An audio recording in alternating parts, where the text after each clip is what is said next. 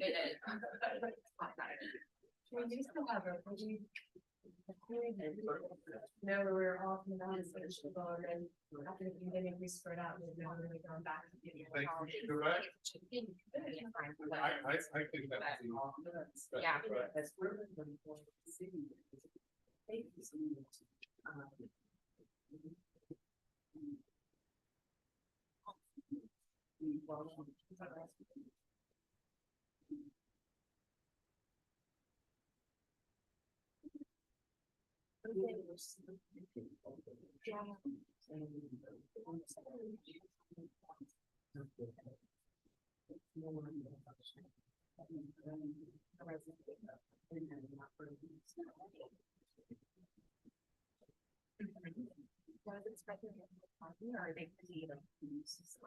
Are they all of that?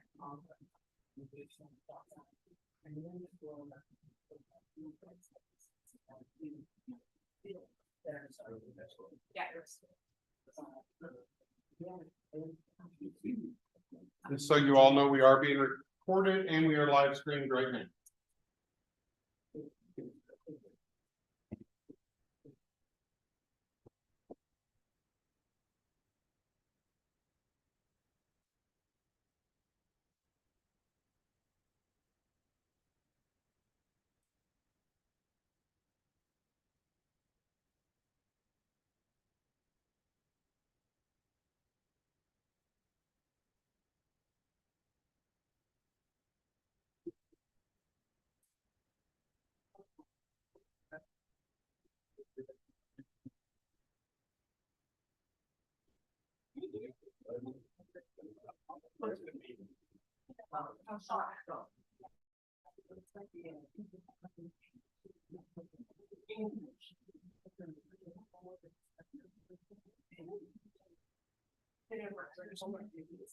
And West Virginia.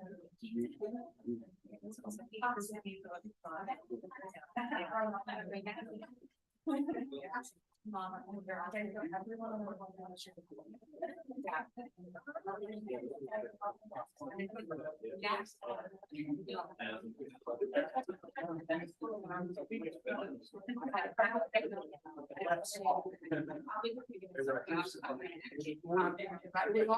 yesterday. I got to call out.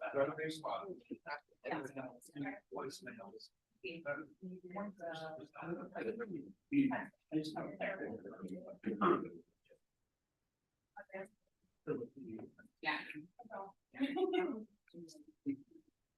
Okay.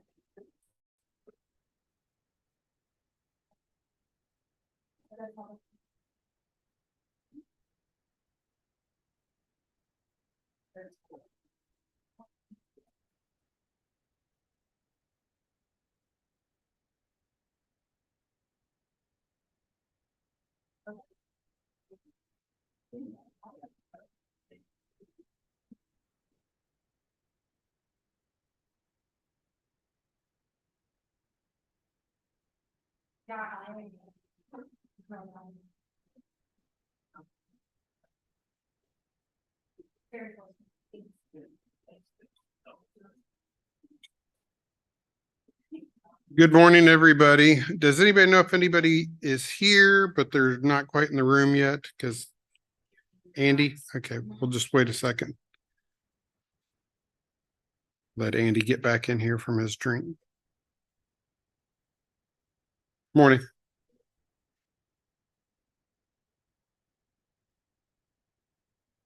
Here he comes.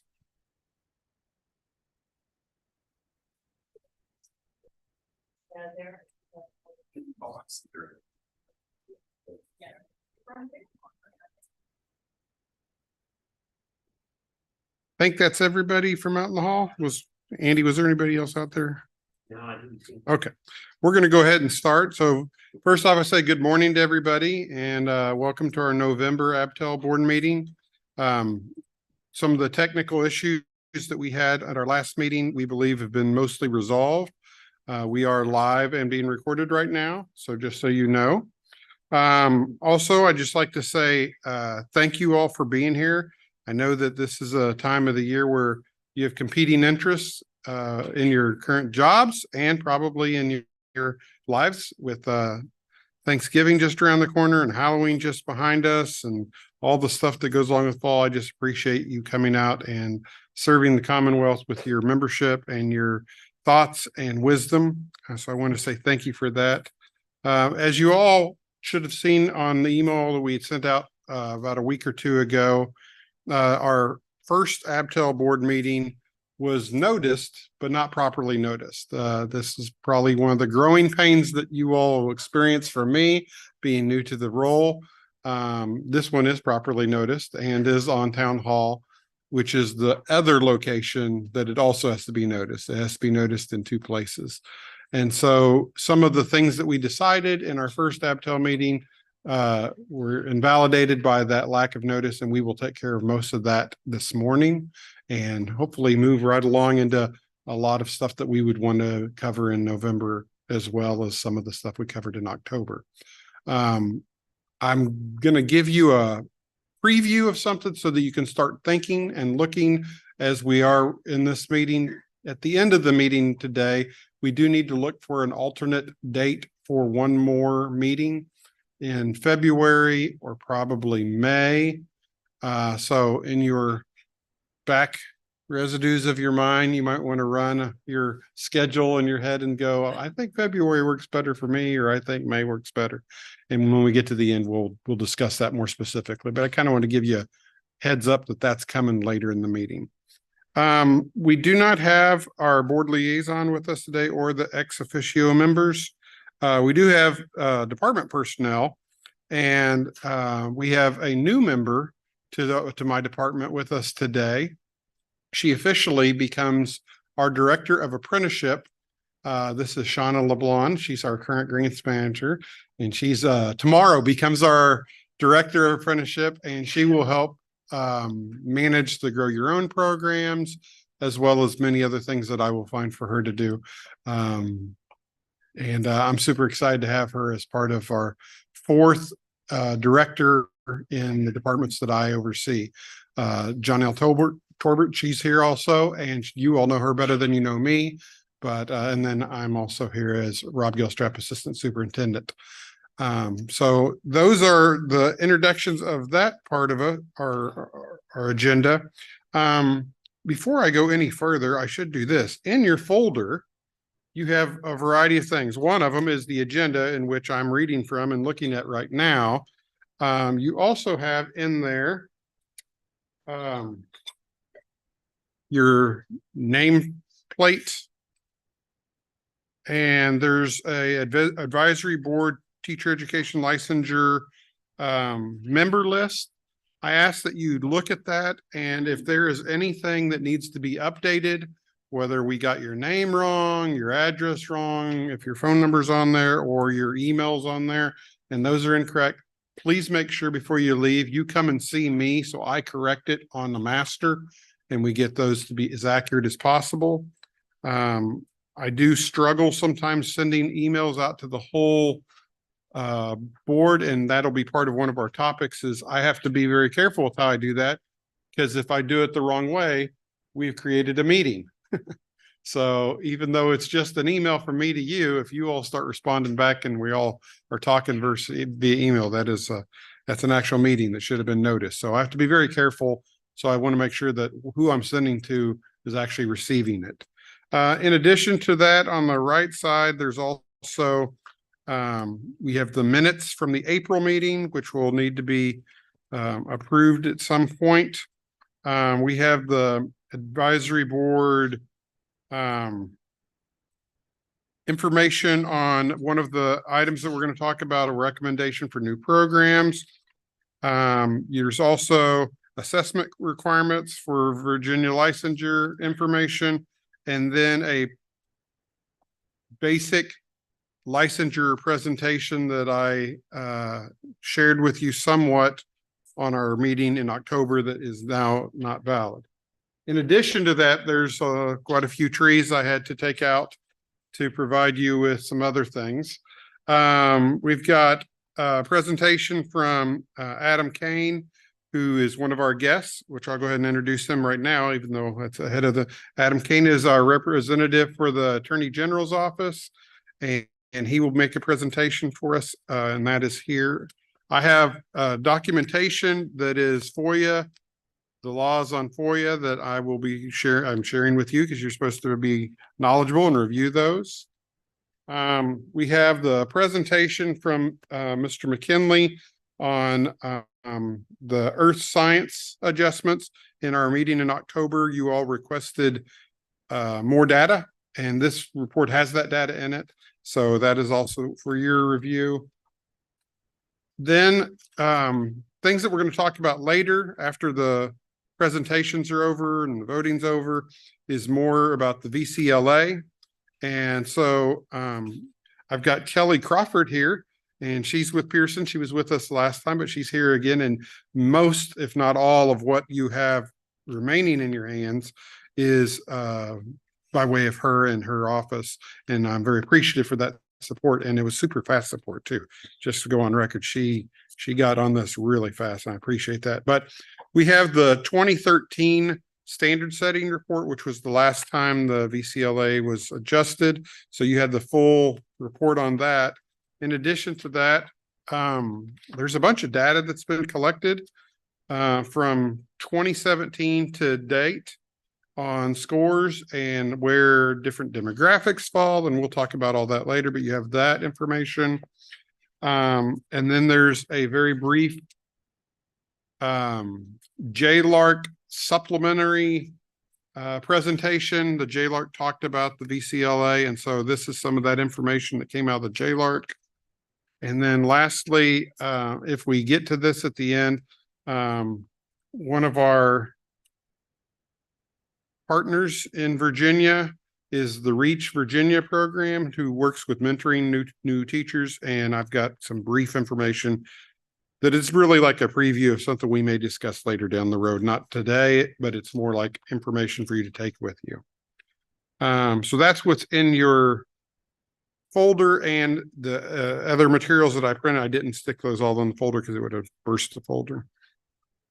I don't know if we have any members to the board that were not here in October but are here now. Is there anybody that was not able to come? Okay, so let's grab the microphone and let each person that's new introduce themselves, where you're from, what you do, and why'd you want to be on the ABTEL board. So that would be good things to say. So if you just raise your hand, we'll do a quick, here we go. Good morning, Peggy Schimler. I'm from Randolph College in Lynchburg, Virginia. I'm the director of the education program there. And I think I was recruited by probably Dr. Cox over here.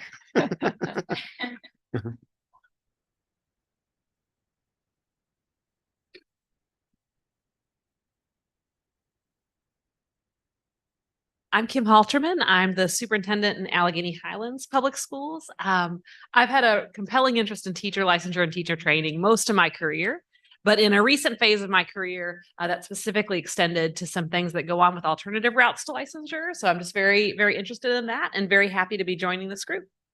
Is that everybody? I believe it is. Thank you both for being here today. We did a full introduction stuff on the last time, but I will not subject everybody to that. When we have our lunch, everyone can kind of get to know each other a little bit later today. The first thing that we actually have to do is we have to go back to the chair and the vice chair situation. So if I could get a motion from somebody that we would take nominations for a chair, that would be most appreciated. I nominate Jessica Jones. Okay. Okay. Is there anybody else that would like to nominate anybody else? Okay, one nomination. Is there any discussion before we do the vote? Okay, no discussion. And since there's one nomination, we will just do it by ayes and nays. I do have the papers on the desk, but there's no point in doing that at this point. So all in favor of just Dr. Jones being our chair, say aye. Aye. Any opposed? Dr. Jones, you are now the chair of the ABTEL board again. Thank you. And I do apologize directly to you that we had to do that. I have talked to you about this, but I do apologize. Someone second that motion. I thought I heard a second. Yeah, I thought I heard a second, but okay, okay. I thought I heard a second. That's fine. Sorry. It was like nominating and second almost instantly. I thought so. So we also need a vice president. Do I have any nominations for? Yes. I'd like to nominate Dr. Andy Cox as vice chair. Okay. Second. Second. Thank you for the second. Is there any other nominations? Okay, we'll do the same process. All in favor, say aye. Opposed? Thank you so much. That was easy. I appreciate that. I already introduced the guests. And you ready to take over for the approval of the minutes and take over from here? I think it's best up here because of the microphone. And here I'll present you with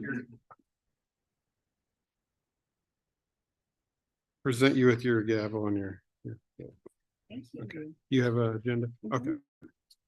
So that.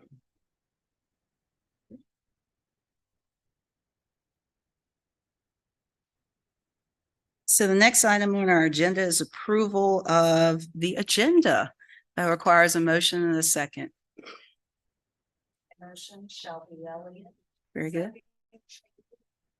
Motion's been made and properly seconded. Is there any discussion? Hearing none, we'll proceed to vote. All those in favor signify by saying aye. Any opposed, like sign? Any abstentions? Motion passes. Next, we have approval of the minutes. And those minutes are actually included in your blue folder from April. That too requires a motion and a second.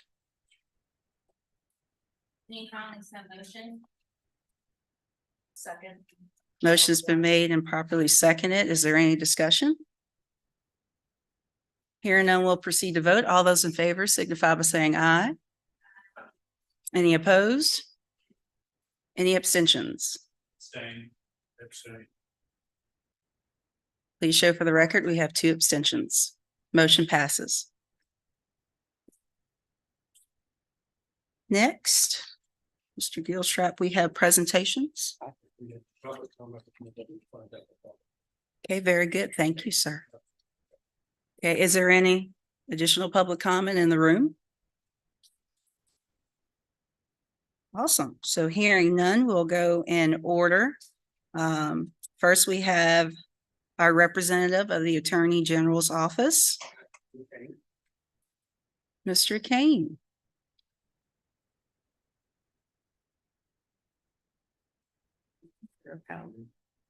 This is supposed to work into that. I could just leave it off this. Okay.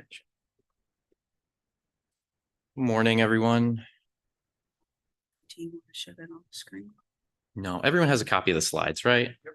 Okay, And yeah. it's also on my laptop if you want. Oh, that's perfect. You want me to pull it up there for you? Yeah, that'd be great.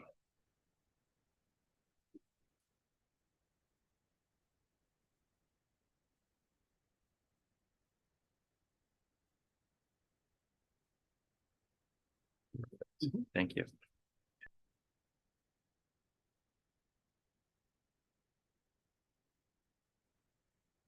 All right, so my name is Adam Kane. I'm an Assistant Attorney General with the office's Education section. Today, we're going to be talking about FOIA, and I'll touch briefly on record retention and conflict of interest. So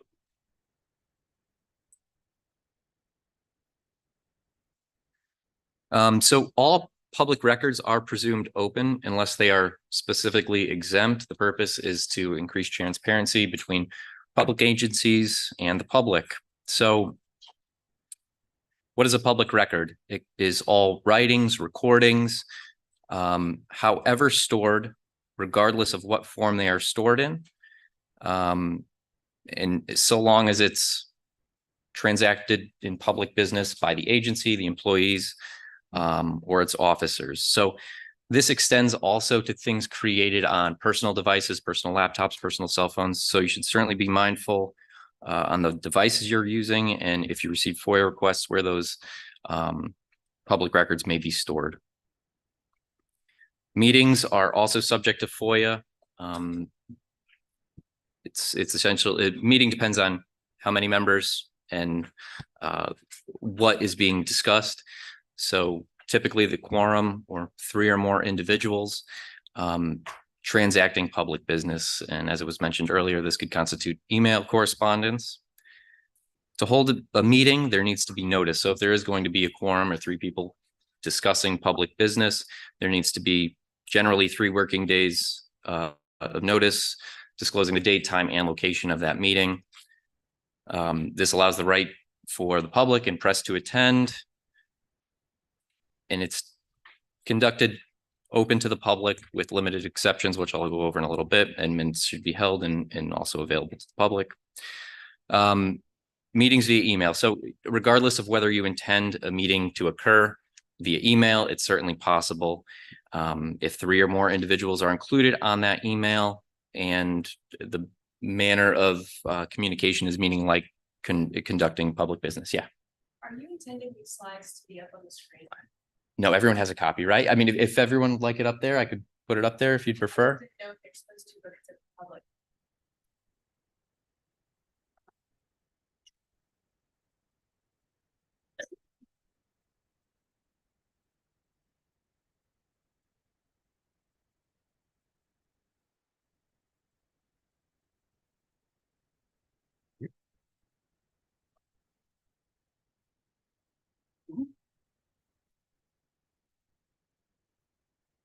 Okay. All right. So when it pertains to meetings via email, just be cognizant of when hitting reply all, who's listed on those emails and what's being discussed. It is possible for boards to have remote participation by its members. You should refer to your policies for your particular board to see if it's allowable. If it is, you can participate remotely for disabilities, caring for family members, or if your principal residence is more than 60 miles from the location of the meeting site.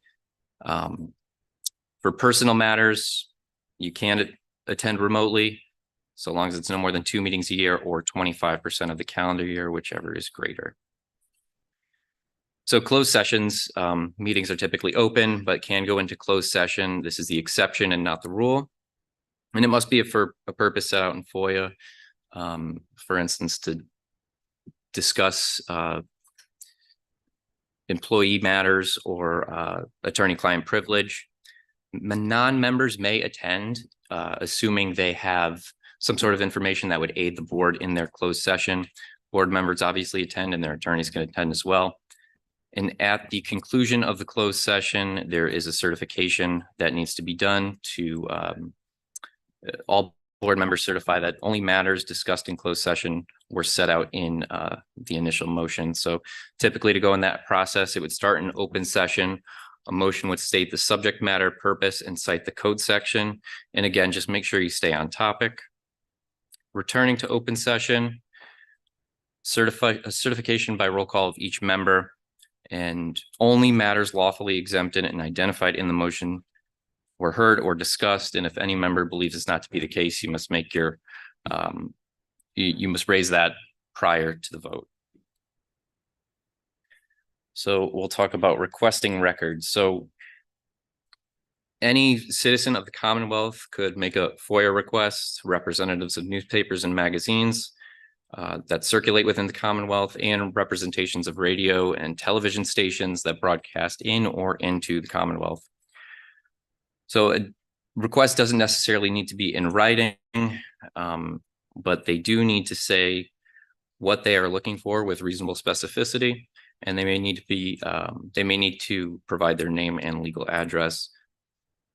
And they don't have to say that they are providing, they're sending in a FOIA request. They don't necessarily need to say they're invoking FOIA. So it's, if you receive something that may be a FOIA request, certainly raise that to the right people to ensure it's responded to accordingly. And the time frame is certainly important. So when you do receive a request, make sure you get it to the right people as soon as possible. You have 5 working days to respond, so you should count the day after you receive the request as day number 1. So as you see up here, if you received it on Wednesday, 5 working days would be the following Wednesday. There are 5 permissible responses. When responding to a FOIA request, you can provide the entirety of the records, withhold the entirety of the records, provide in part, withhold in part, or it's certainly possible that the records do not exist. You can request additional time to search for or produce the records. If you're going to request that, you need to do that within that 5-day time frame. So if any part of the answer is no to those responses, the response to the requester must be in writing and identify with reasonable particularity the subject matter of the withheld records and cite the specific reason you're withholding those records. And if the records are being entirely withheld, you have to identify the volume of records. So how many documents are being withheld? And again, cite the code section. So if the records cannot be found or do not exist, it has to be in writing. And if they don't exist because your organization does not maintain those records, you should provide contact information for the public body who may have those records. And if you need more time to respond, again, it has to be in writing and specify the conditions that make it impossible to provide within those 5 working days. If that is the case, you have 7 additional working days. Any additional extension after that would require consent from the requester or a court order. So in responding to requests, you don't have to create new records. If it's information that's easily stored and can be transferred into a spreadsheet, that's not necessarily considered creating a new record. And if it makes responding easier, it should certainly be utilized, but there's no obligation to create a new record that doesn't exist. You can charge for records in certain circumstances. So you should notify the requester in advance that you may make reasonable charges. If the requester asks for an estimate, that time period is told from the time the estimate is sent to the time the requester responds. So make sure you keep track of that time frame. And if there's no response within 30 days, the request is deemed to be withdrawn. If the charges for responding to the request exceed $200, you can request a deposit and the time period is told until that deposit is paid. And any unpaid amounts for previous record requests bar future requests after 30 days. So exemptions. Public records that are exempt, it's certainly possible they could still be provided. It's done under the discretion of your FOIA officer, unless that disclosure is in violation of law, like FERPA or something like that. So redaction, you can redact records if a portion of the record should be withheld. Just because a portion of the record should be withheld doesn't mean the entirety of the record should be withheld. You can redact the portion from disclosure prior to turning it over. So the importance of FOIA compliance. Failure to comply could certainly mean litigation, civil penalties, invalidation of decisions, and loss of confidence in the search process. So how do individuals enforce FOIA? They could seek a writ of mandamus, a petition of mandamus, or an injunction supported by an affidavit. And the petition could be commenced against the officer, employee, or the individual member of a public body. So the petition is typically heard within 7 days, and it needs to allege with reasonable specificity the circumstances of the denial of rights and privileges under FOIA, and a single violation is sufficient to make that allegation. So if a court does find that there was a violation of FOIA and it was willfully and knowingly made, The court must impose against the officer, employee, or member in their individual capacity a civil penalty no less than $500. So again, it's very important to make sure that you're being completely transparent and doing all you need to do to comply with FOIA. So if an officer, employee, or member of the public body did not provide records pursuant to FOIA because they were altered or destroyed with the intent to avoid FOIA, there can be a civil penalty against that individual up to $100 per record that was altered or destroyed. Which brings us to records retention. So this certainly could change depending on your agency's policies or the board's policies. So it's certainly good to pay attention to it. Retention periods range from 0 years to permanent. So minutes, permanent, presentation materials such as this would be 3 years. And thereafter, they may be destroyed within your prescribed protocol of your agency. So make sure you're aware of those. Conflict of interest. So this prohibits the solicitation, offers, accepting of anything of value to use for power or influence to help yourself or help another or harm another. That influences judgment in the performance of your duties. You should look to see whether or not you have a personal interest. So if you have a financial benefit or liability through income or ownership in a business or property, the determination of whether or not you have a personal interest varies. It could be, I believe, 3% of an ownership in a business and up to 5,000 annual income for property. It's best to just resort to the code and ensure if you do have a personal interest, make sure you're disclosing it. And this isn't just limited to the individual, it's also for if a spouse or other individuals living in your house may have a personal interest. So be aware of that. And gifts. So a gift could encompass any favor, discount, entertainment, hospitality, loan, or any item of monetary value, typically over $25. So if you're receiving something, certainly pay attention to that and don't just necessarily think the person's being nice. And if you're required to file an annual statement of economic interest, you're considered a filer who must undergo training. So within 2 months of becoming a filer and once within each subsequent year, every other year. And that training is conducted through the Conflicts of Interest and Ethics Advisory Council. So I realized conflicts of interest and record retention we kind of went through quickly, but does anyone have any questions on any of those items? I do. I have Sure. one question. So the gift thing has always perplexed me a little bit. Hypothetical. Let's say Rob Gilstrap buys us all a sweatshirt with ABTEL on the back, and it costs $30. Is that a violation of this gift section of FOIA? Well, I can't imagine Rob would do that, right? No way you say that. So if it's I think it depends on the intent, right? And I hate to give you, the it depends answer, but it certainly depends on the intent. Obviously, it's over $25. I would just avoid it, right? So yeah, great question. Hypothetical, but any other questions? Yeah. Yeah, I'm interested to know how the legal codes presented here impact committee work.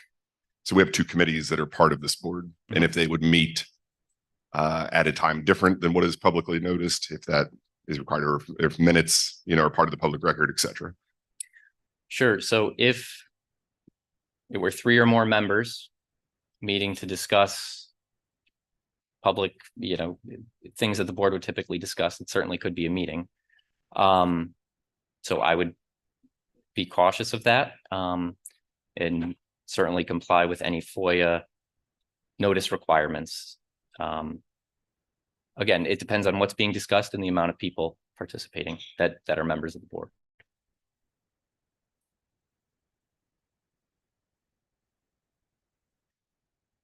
Okay. Right.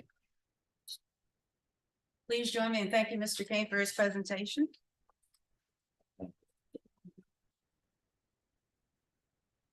Probably be an ideal time to just mention that. Yes, sir. Wanna Yeah, it's just. Yay.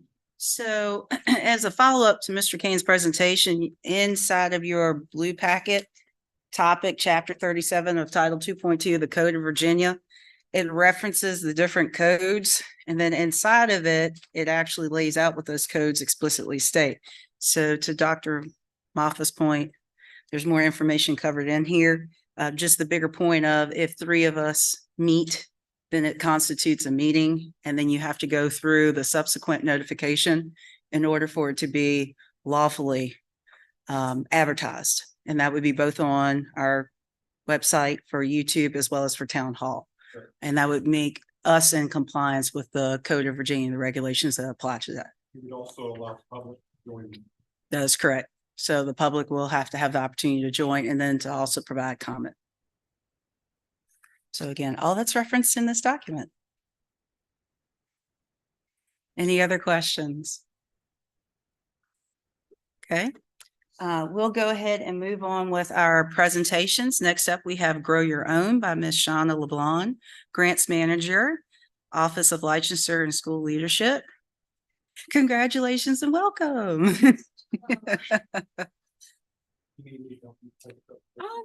Maybe let's see what I can do. I feel like this is like a test, right? If you can't pull up your own presentation, Shauna, maybe we shouldn't give you the 24 hours. Let's see. Nope. Hold on. I think I just needed to stop share first. Yeah.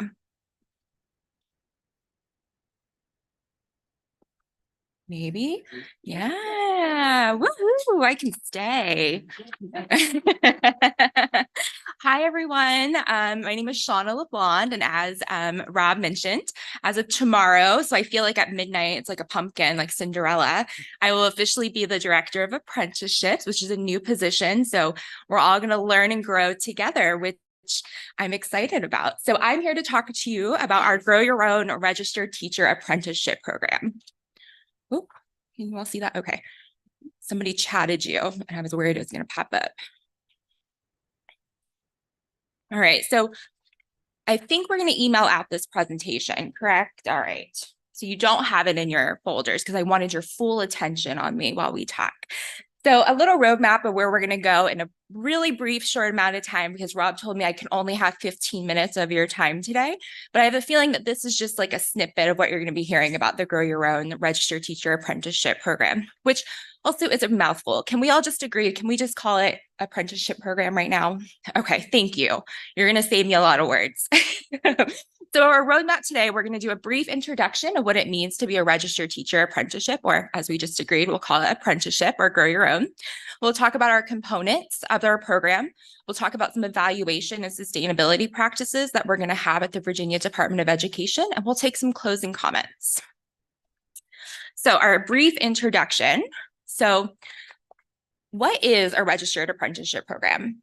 How can we just do, I know that this is public and no one can see you all, but can I just do a quick show of hands? Who had heard about registered teacher apprenticeship before maybe this past year? All right, so about majority of the room, I'd say, for our public viewers.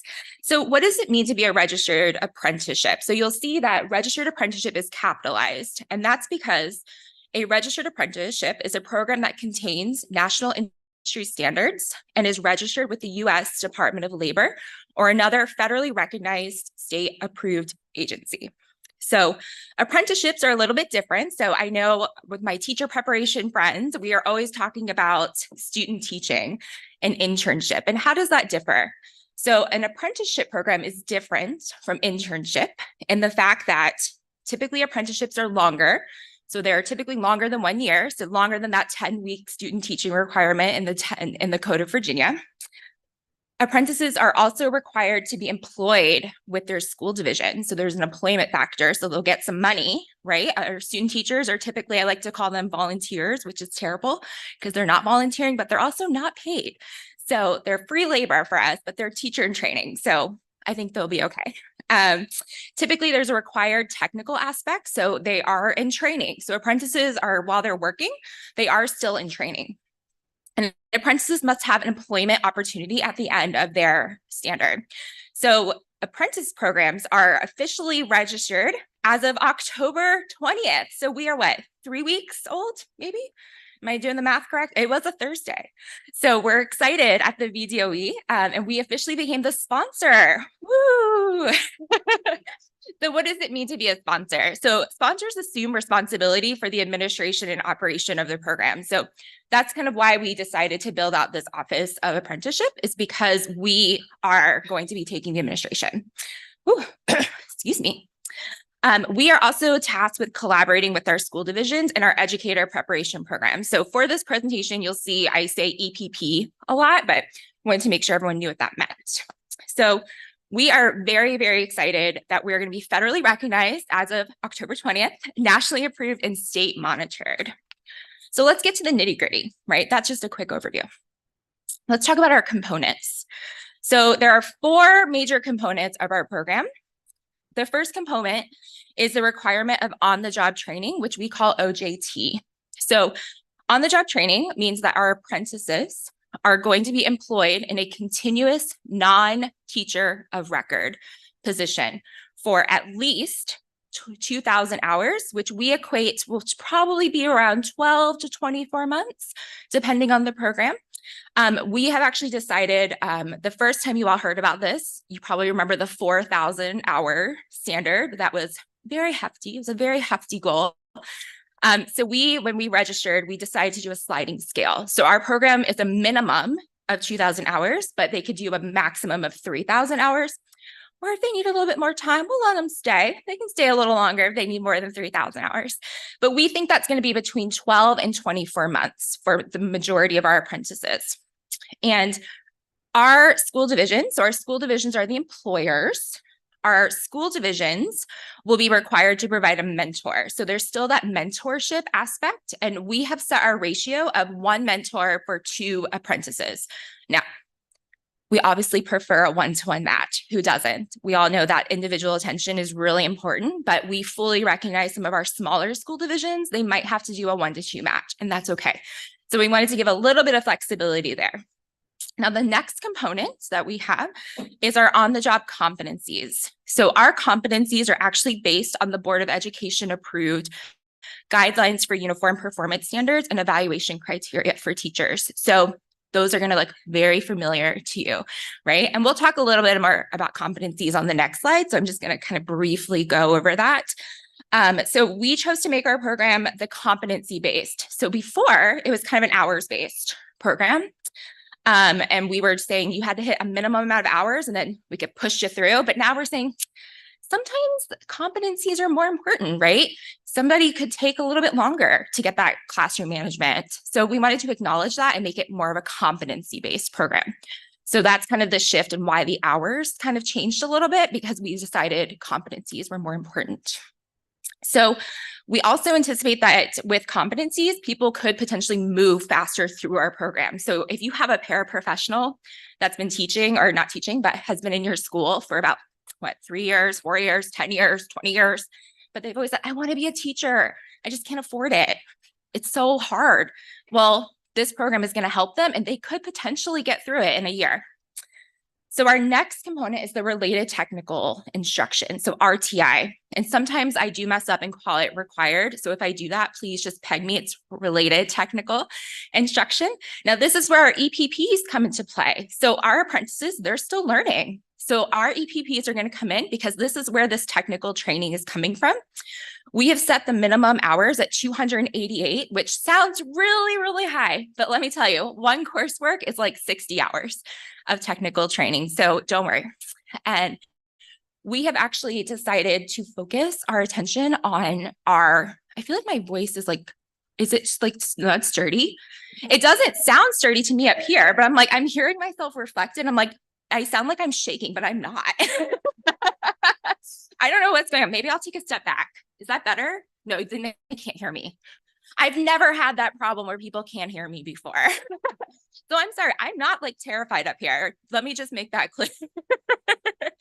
So our related technical training, we have decided to focus our program on getting people from an associate's to a bachelor's degree, because as you all know, the bachelor's degree is the minimum requirement for our teachers. So pipeline up and going. So we're taking that associate's to bachelor's right now. Now, we do see that potentially changing in the future, but that's our focus for the next couple of years, probably. So the final key component, which is the one I think everyone is the most excited about, is the progressive wage scale. So apprentices are required to have a progressive wage scale, which means as they get those competencies, they're actually going to get more pay.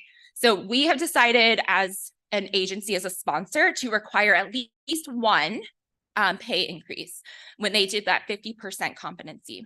But when our school divisions can choose to change that and add more into there. So we're actually encouraging our school divisions to add in more progressive wage steps as they continue through those competencies, but they are only required to do one when they hit the 50% competency. So when they've hit those 4 competencies that they've mastered, they'll get a wage increase. And the wage increase is supposed to be incremental to get them up to a first-year teacher salary. So they're supposed to be somewhere in between a paraprofessional and a first-year teacher. We've set our minimum wage rate at $14 an hour. Our school divisions are more than welcome to do higher, but they cannot go lower than $14. Okay. Yeah. Yep. If they're $14 an hour, could it be $15 an hour? Is it expected to be? Is there a dollar amount associated with that? Yeah. So the question was if there was a set dollar amount to the progressive wage increase. So if we as an agency, and correct me if I'm wrong, if I'm repeating your question, as an agency are requiring a certain amount of increase. Is that the correct? So we are not requiring a certain amount, but we want to make sure it's enough to incentivize the person to stay in the program. So we typically want to get them around as close to a first-year teacher salary at the end of that 2 years as possible, so that it's a great incentive to keep going. Does that answer your question? Thank you for that. Sure, yeah. I am okay with you asking. If it's something I'm going to cover, I might just pause you. Sure. So I was looking at the on-the-job training and a continuous non-teacher of record position, and Yep. I'm having trouble of thinking of a non-teacher of record position in my building where they would employ someone full-time if they can't be the teacher of record. So could you give more examples of how that would work? Yeah, so it can either be an instructional assistant or a paraprofessional. However, we're actually encouraging school boards and school divisions to actually create an apprentice role to make it a little bit more clear. So that way, because they're not really the paraprofessional, right? So I'm not saying at all that our special education teachers should take all their paraprofessionals, because those kiddos need those instructional assistants in place. So let's be clear, we're not saying that you should take them and be like, there they are, they're the apprentice. We're actually encouraging a whole new apprentice job position. That would be a distinction. Yeah, of course. Anything else on this slide while I'm here? No? Okay.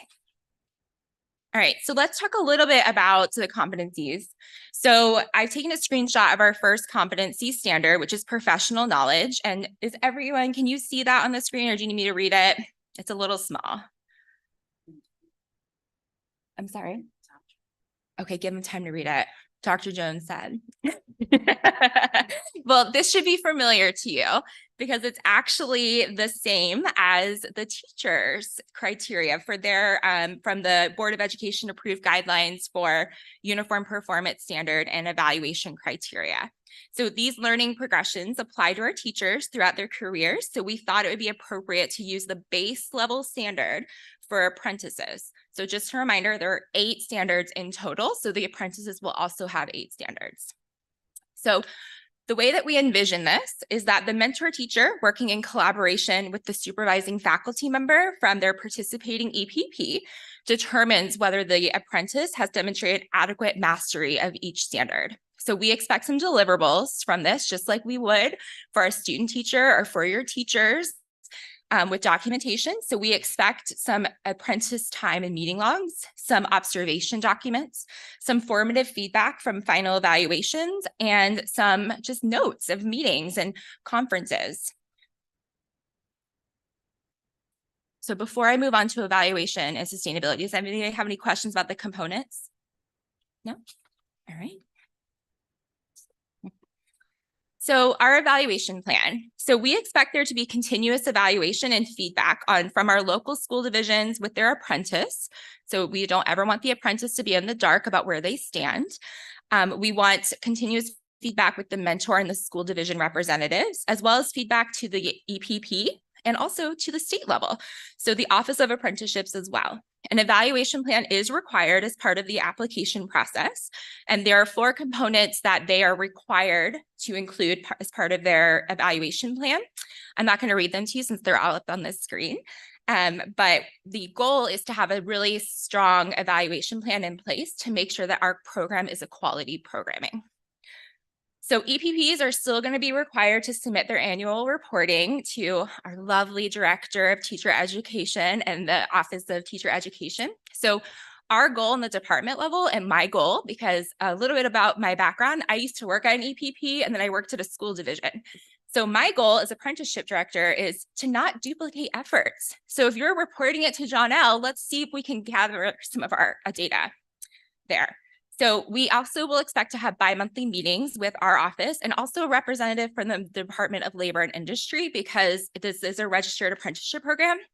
And so there are a lot of evaluation pieces and data pieces that come from them. So I'm going to try not to duplicate efforts, but I do have a guess that Department of Labor will not require some of their own data. So sustainability. So we currently have $10 million in ARP ESSER 3 funds, which is a lot of money. However, it also expires really soon. So if you're not familiar, the ESSER funds will expire in September 30th, 2024. So less than a year. But we put in some sustainability pieces into our call for proposals to hopefully sustain this program past that initial fund of money. So as part of that, we are asking our school divisions to provide some of the funding available for this program. So they are required to do it 1/3 cost, while our grant funding will do 1/3 cost as well. We are hoping to get some VDOLI stands for Virginia Department of Labor and Industry. I think that was on the first slide, but I don't think I said it out loud. So let me go ahead and say it. We are banking on them having some workforce planning grants, and they've told us that we do have some money there. So we're going to help you get some of that money. Our EPPs, we're encouraging tuition discounts, and we're encouraging some steep discounts to sustain this program. We're also encouraging other federal grant programs such as Pell Grants and potentially some community resources. I recently learned that one of the community colleges in one of our Southwest Virginia regions, they are offering free community college, and that's amazing. So let's tap into those kind of funding. So we are giving priority to regional consortiums or neighboring school divisions, because this program isn't supposed to be a community-based programming. So we want to pull from the community and we want people to come from the community. So regional consortiums are going to be really key, we think, in sustainability, because it will reduce the administrative burden on individual school divisions. So we are hoping, I know I talked about the ESSER money, but we are really hoping, and we are optimistic that we are going to get an appropriation from the General Assembly to continue this program past this year. So in closing, I thank you so much for your time today. I know I covered a lot of information in a short amount of time with a somewhat shaky voice, which I have no idea where that came from. And I have no idea why that's happening because I sound normal up here. But the request for proposals went out technically November 2nd, but we did forget to link it. So it did go out November 3rd in the Virginia Education Update newsletter. If you're not subscribed, highly recommend subscribing that. We're excited about this program and the partnerships that we're going to have with our school divisions and EPPs. So thank you. Yeah, any questions? Yes. Okay. As an elementary classroom teacher, I'm partially excited about this, but partially hesitant. Sure. And I'm sure a lot of teachers are feeling that way as well. And my question to you is, the people who are entering the apprenticeship program, are they required to have just a high school diploma, or do they have to have an associate's? So we do require a minimum qualification of an associate's degree already currently for our apprentices. Okay. Just so you know, we do expect to expand this program. So this is kind of phase one. And then eventually, and this is years down the road, right? We got to get a good foundation of this associate's to bachelor's. We do foresee the grow your own piece, which would take people from high school to associates to then plug them into this registered apprenticeship program. Okay. So yes, our current apprentices are required to have an associate's degree. Thank you. Yeah. In addition to that, we're also hoping that we also grow your own principles and stuff like that Yes. on the other side of that same equation.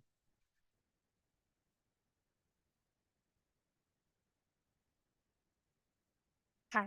Are there any areas that are excluded from the apprenticeship? So I'm a sped teacher. Yeah. And sometimes sped doesn't fit in with other things. So will sped be included, or all areas be included? Yeah, so we do expect all areas to be included. Admittedly, SPED is a harder one for sure with licensure regulations. So we do kind of anticipate people starting with maybe the easier ones, but that's a school division level. We at the agency, we are geared up and we're ready to sponsor any programs in any endorsement areas. Hi, Shauna. I have a question Sure. about the related technical instruction Yep. requirements. If we have someone who successfully completes their bachelor's and like 90% of the endorsement requirements, but they're struggling over passing one of the assessments, or maybe have one class left for licensure, we can put them in a teaching position and get a provisional license, but is that allowed? I noticed the words all licensure. Yeah, so for the Needs to be apprenticeship program, they are not able to be a teacher of record. Right. So- This would be after it's over at Yeah. the end of the 2 years. Yeah. But just in case there's still a test that needs to be passed, can I go ahead and put them in a teaching position when everything else is completed? So to finish the apprenticeship position, we do require that they complete all of the endorsement requirements, but I mean, that's like 2 years down the road. So 2 we years. might be a little flexible when we get there, but I don't want to go on the record with that right now, because right now it's built in with the bachelor's and all licensure All requirements. licensure met. Okay, Yep. thank you.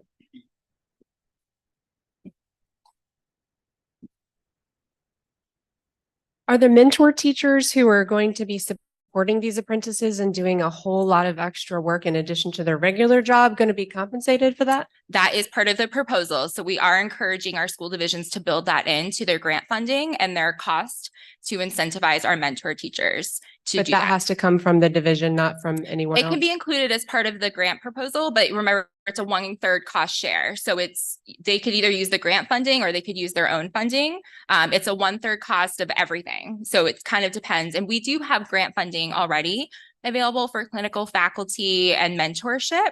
So there are other grant opportunities that could be expanded upon with the apprentices. But we are encouraging different incentives for that. So, maybe it's not even a financial compensation, which, I mean, who doesn't love to be compensated for additional work? I do. But maybe it's an innovative approach of that mentor teacher then gets to have an additional planning period, or they get additional supports and time relief to do that. So we're encouraging our school divisions to be a little innovative.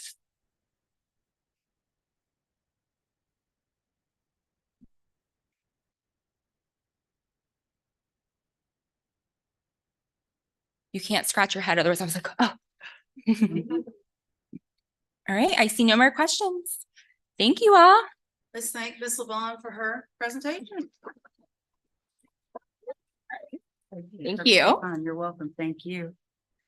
So ladies and gentlemen, next up, we have Mr. Rob Gilstrap, Assistant Superintendent, Department of Teacher Education and Licensure, to give us 2 presentations, ETS and then licensure procedure and status.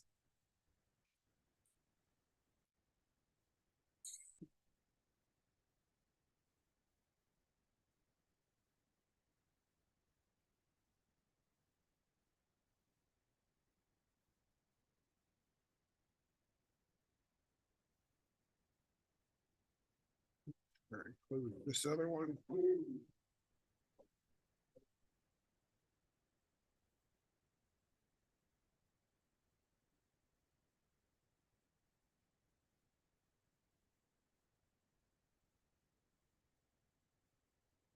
Bad finger.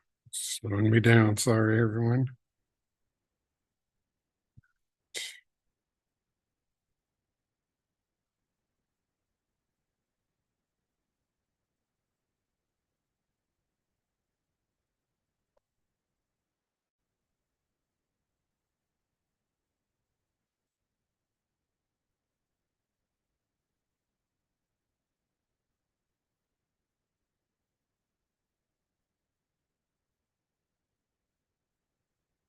Oh, it's showing. Where's it? What does it try again? Here we go.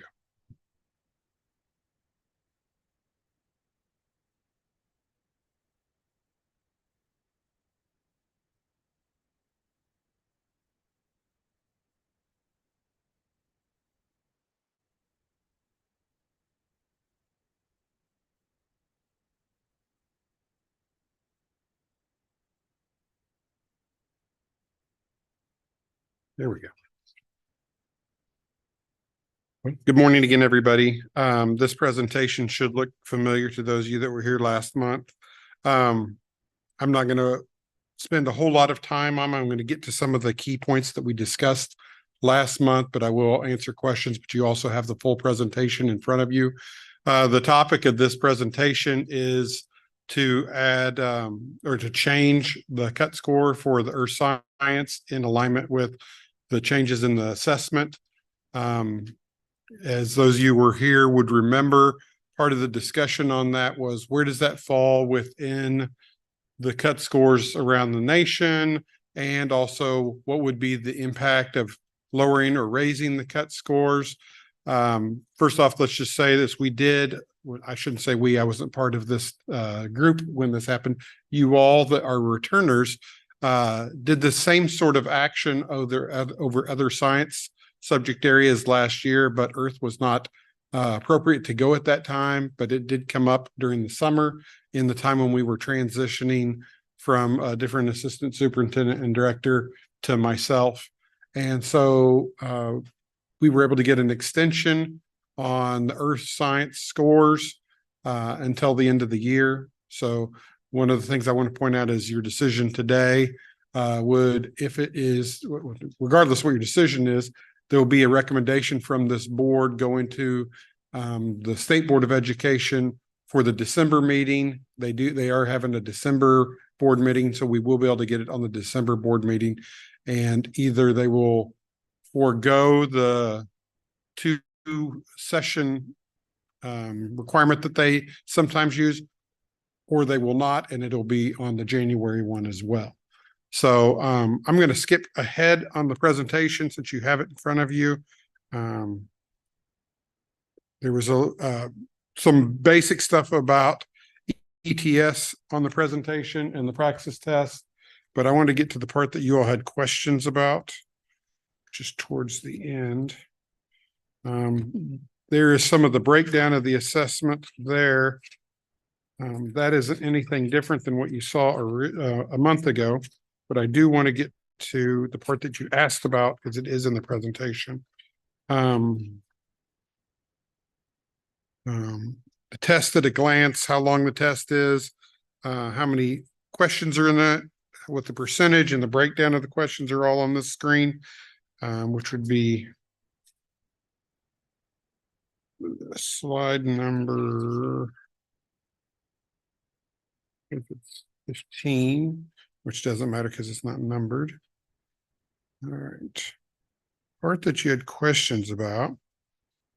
Here are some of the breakdown on what the score setting was decided by, what made up the panel to decide where the score fit, and it is made up of teachers, college faculty, admin head, and it was diverse. The recommended passing score of 62 out of 100, which comes out to a 154 for us about 95% of the states also chose that same score. All the other states that did not chose lower scores. And here's a breakdown of quite a few of the states, just so you can see some of the states that were presented to you that had the 154, and then you see the 150 down there at the bottom, and you see the 141 for Arkansas. I do not know why Arkansas chose such a low score, but they were one of the lowest. You have 148 for Kentucky there in the middle of the page. Another question that was asked was, how many people took this assessment?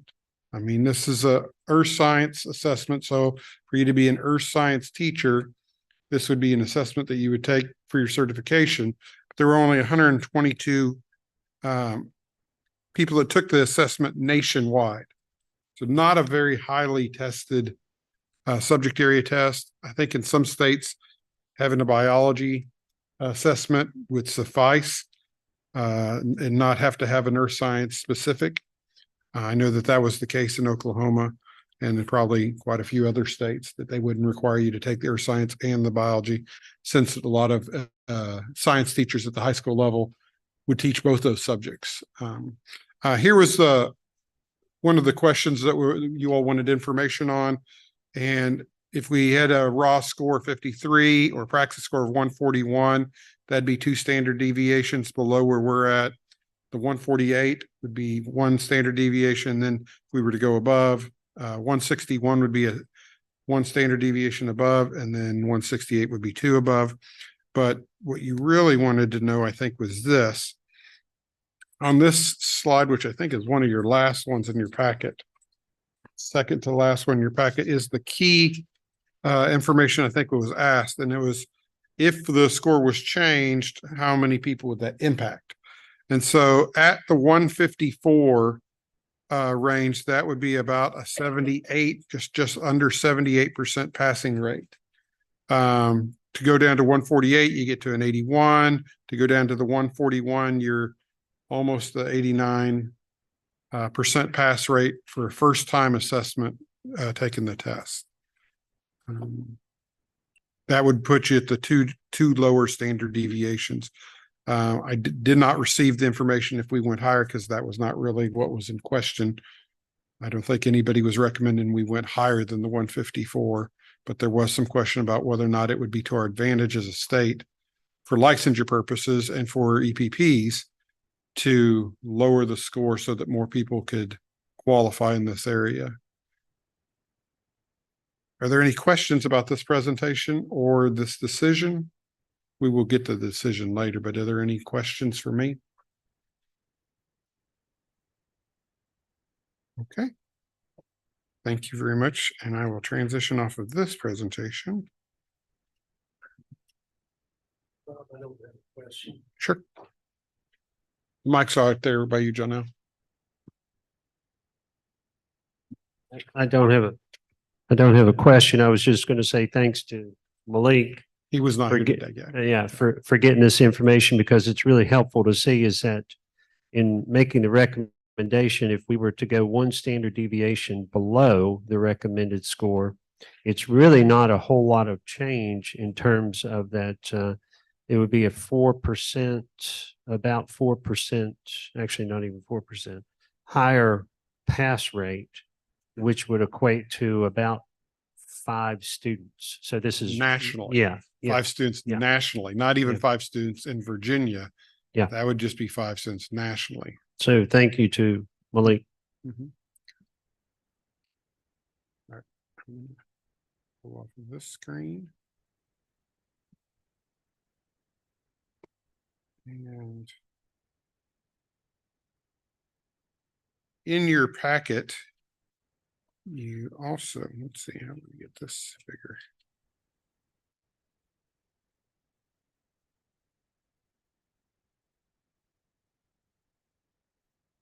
Come on, Zoom.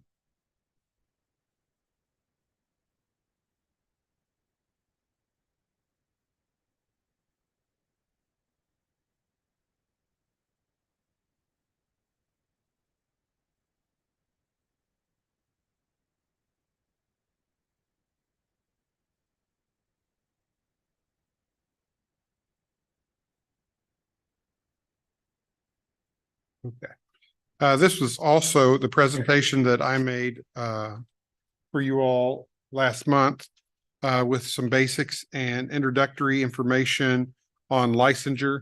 I'm not going to bore you with going through the entire presentation. I am sharing this out to you all, hopefully by the end of today. If not, it'll be probably on Monday, since we have a holiday on Friday and I need the assistance of Miss Bryant to go ahead and share it out. Let's see, is it going to move? Yeah, okay. One of the things I did want to point out is that there are some links that you don't have access to, but these links are almost all on our VDOE website. You would have access once you get the presentation, but you of course don't have them on paper. And I would like for you to look at the approved programs and the approved schools that we have on our website. It was brought to my attention earlier today that there might be some changes to some of the approved programs from our past. If you find something that seems out of sorts to you, please don't hesitate to reach out to me, because I want to make sure that we're all in the alignment and in communication when a program maybe comes off of our available list, or if it comes off and it was in error in some way. So we will be looking into the question that was asked for me earlier later today, and hopefully we'll get an answer on why those two programs were no longer on the approved list. Let's see, moving on. Don't think there was anything I didn't get to. Let's see. I actually want to talk a little bit about where we are at with the licensure process and the status right now. That is part of a presentation that I have scheduled for later, but if it's okay, I'd just like to update everybody on a couple things. So our goal, and when we met in October, the goal was at the end of October to roll that system out. And I would say that we were in the 90% rate of ready for that when it rolled out to October. Unfortunately, the 1% that was not ready was something outside of our control. It's the Elevon system, which is the payment system that we use for when people pay for their license online. And we are having some issues with the way the new system and Elevon marry up. If we were to roll it out right now, there would be no way for anyone to make their payment for their license. So they are working on that all day, every day for the last 2 weeks. And as soon as that is in alignment, I think almost every aspect that we've been running into has been able to be met for the first phase of the rollout of the licensure system. And the first phase is just for new or initial licenses. So if you are somebody who is getting your license renewed, you would still use the old system that we have in place until it catches up to the new system. And the reason why there's a catch up is because with the new system, with the new license, we don't need any historical data. All that historical data goes in as you enter it that initial time. But if you have a renewal of a license, it requires all the past information that you have had in the system.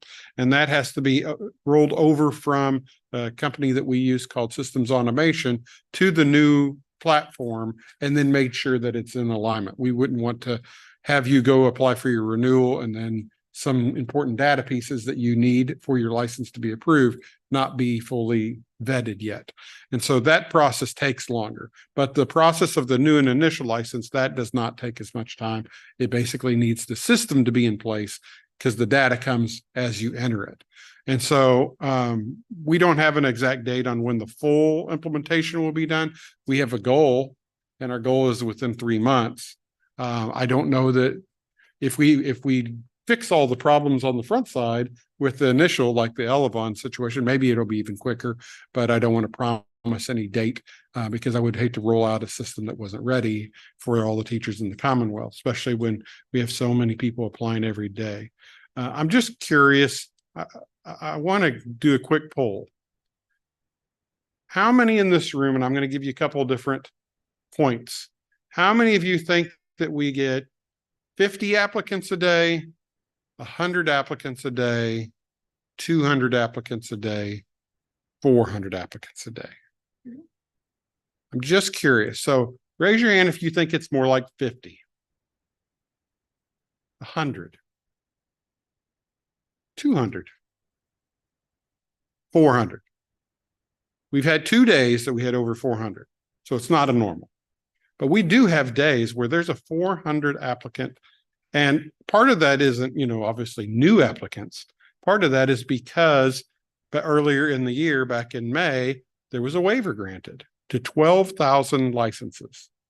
And I am so thankful that those applicants are not waiting until May or June to apply. But it is an incredibly large number of applications that we receive.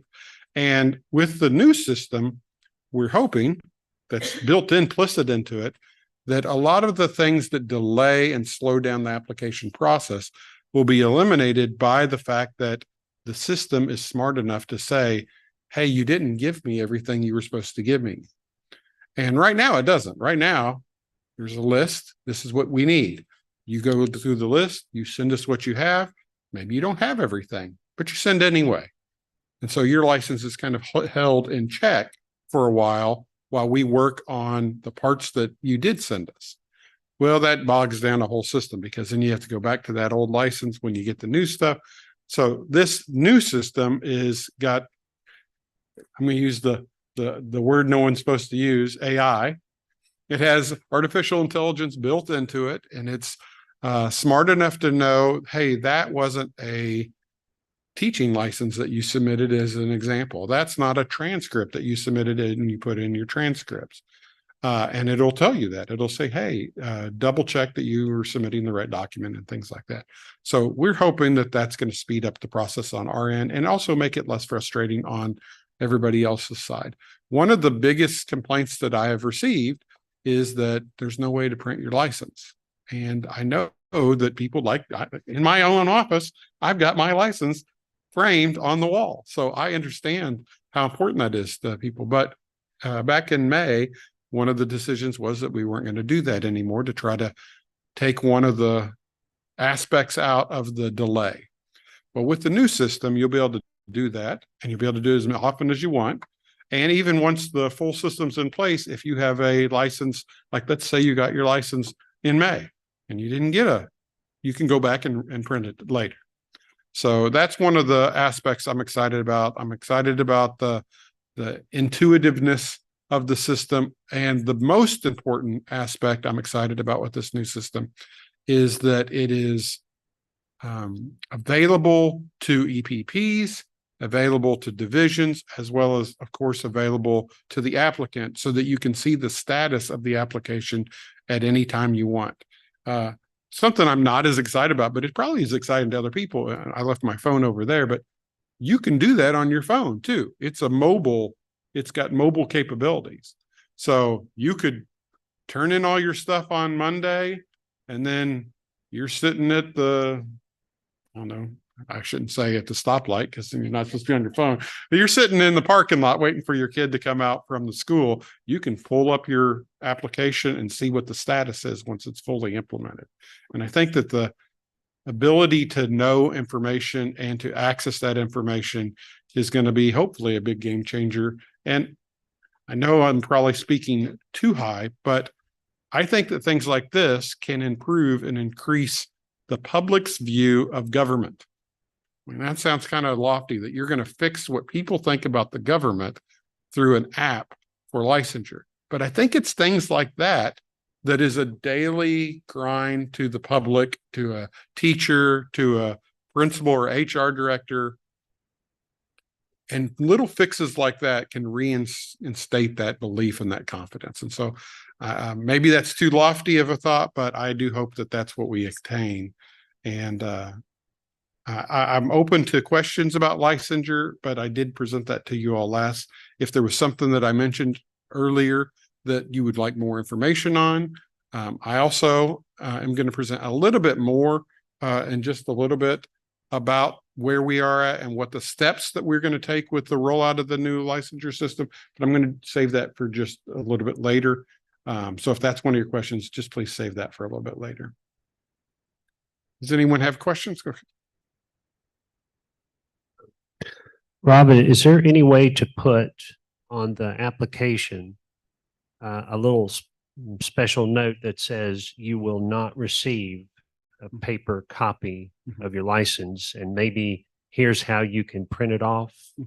Is there Could we do something like that? Because So you mean on the current system or on the new system? I guess on the new system. So the new system, it'll actually say in there to print your, it probably is going to be the last step. I'm pretty sure it's going to be one of the last steps.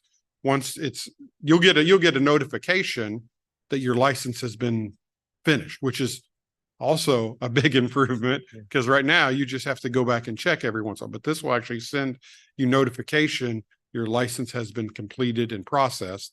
And when you go in to check it, I believe one of the next steps it'll say is to print your license, click here or something like that. Yeah, that's perfect right there. Because whenever I submitted all of my students, half of them fell into the range where they got their certificate in the mail. Sure. The other half did not. So they all felt like they did something wrong or that we did something wrong. So if there's a note in here, that's perfect. Thank you. Sure. And they didn't do anything wrong. I will say that, or they didn't do anything wrong.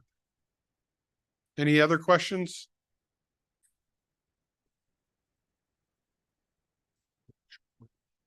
And then we'll come back and do that. Okay. I'll step away and let you do that. Let me close this. Yeah, you don't want to.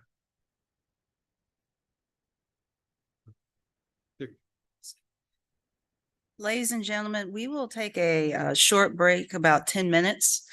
So you can get up, stretch, get something to eat, drink, use the restroom, and then we'll come back with agenda items. So again, we'll take a brief break, about 10 minutes. We'll start back at approximately 10:30.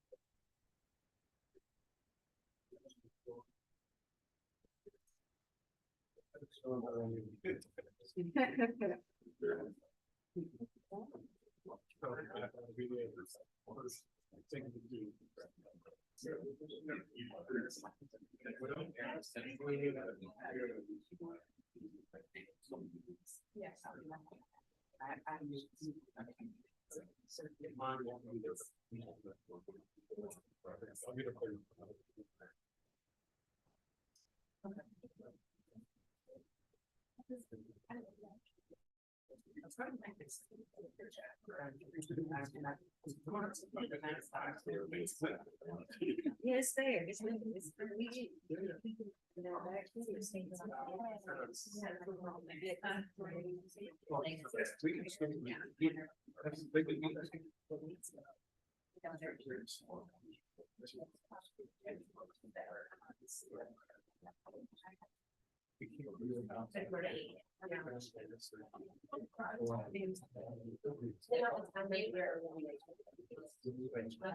I signed it like, oh, we're gonna do I something that might not.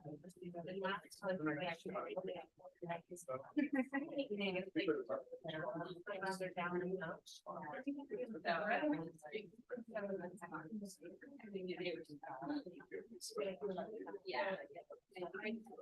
James.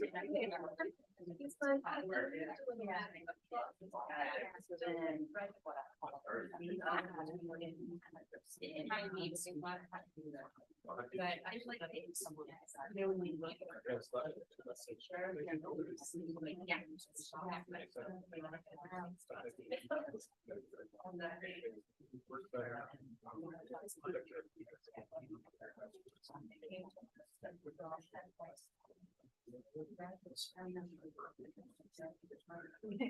yeah, but it is nice.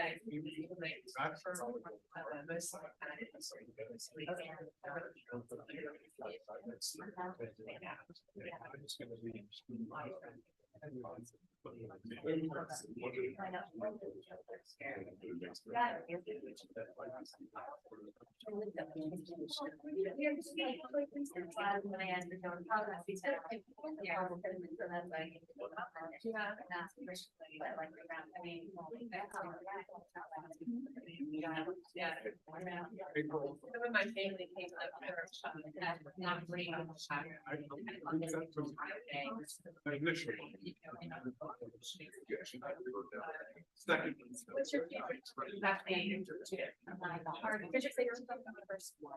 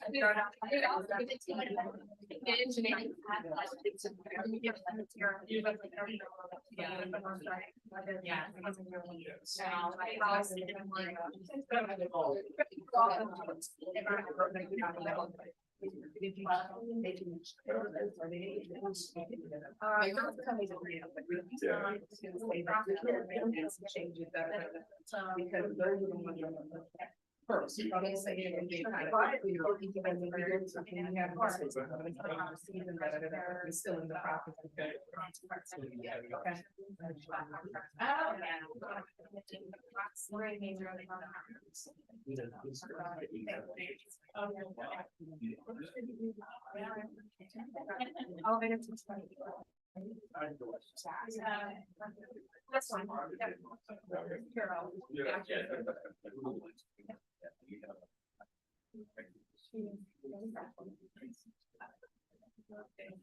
And McKnight got that. So she said right now they have 12 in the VCU career switcher level 2.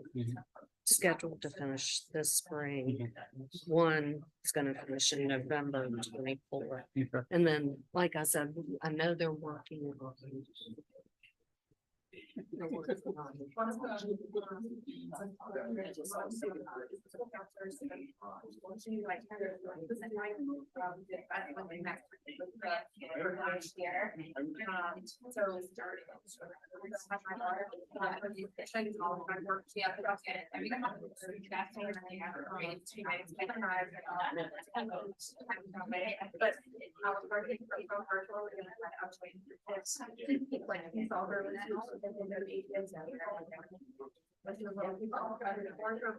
Yeah, because when she gets older, when she walks into that, when she be more confident, when I'm older, and that's how they think like this, I just grab her.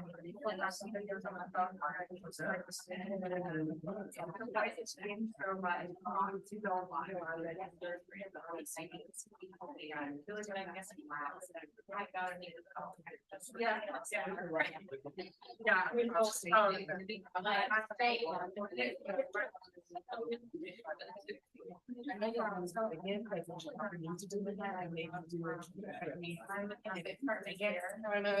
I mean, it's so bad as maybe you had something, I don't know, you know, so that they can, you know what I'm saying, because I couldn't imagine. Because that's your.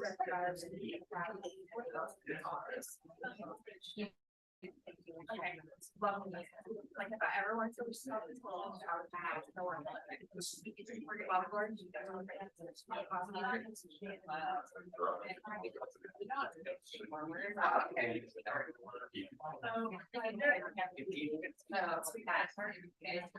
Yeah.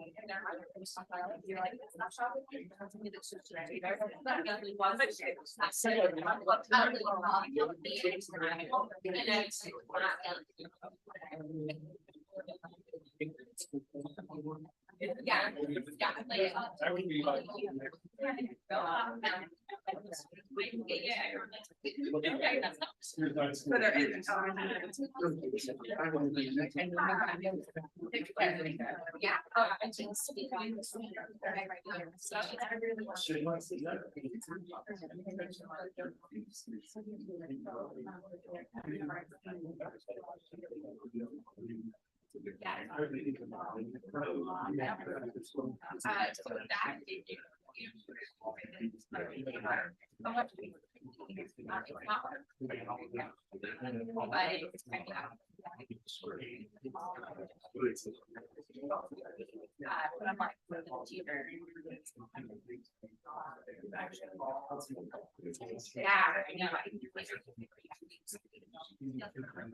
I wish that we could, right?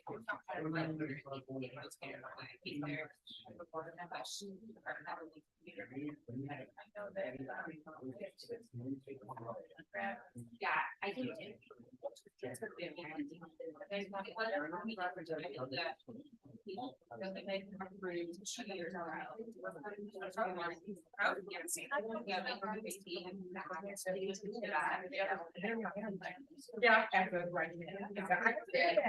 Yeah. And that's one of the. I know that.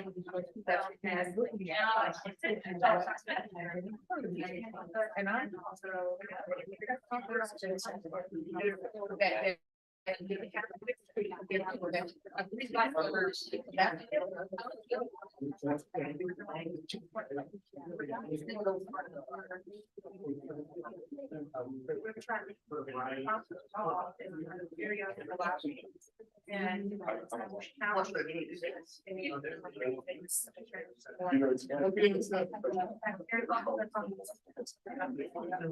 And that's.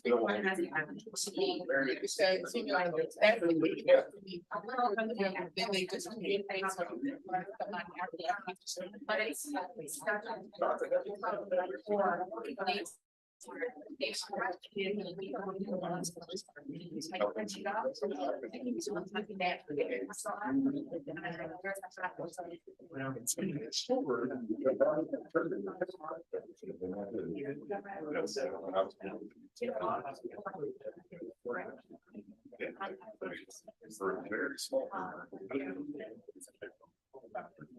I mean, maybe I have too much faith in you, but you know,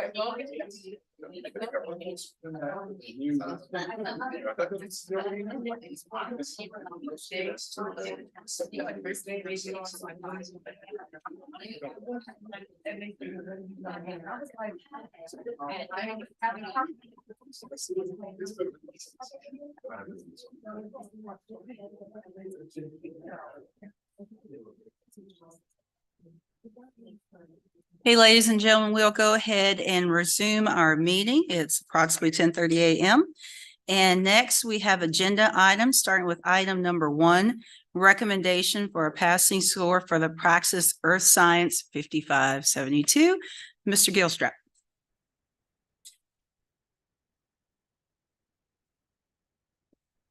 Make sure that we're actually live here.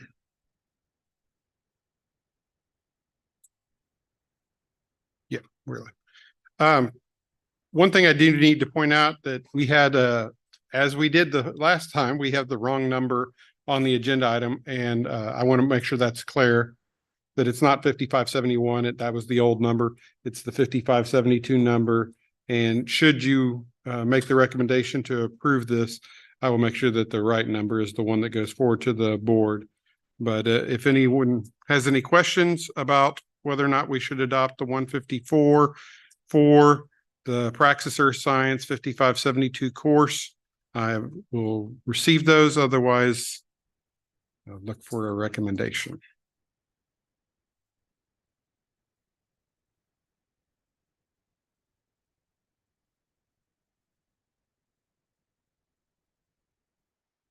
I'll make a motion.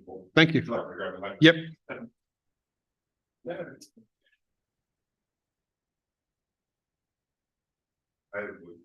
Excuse me. Thank you. Eric Moffa from Washington Lee. I would like to make a motion that we go with the score of 154, which is the recommended score for the Earth and Space Praxis exam. Is there a second? Second. Okay.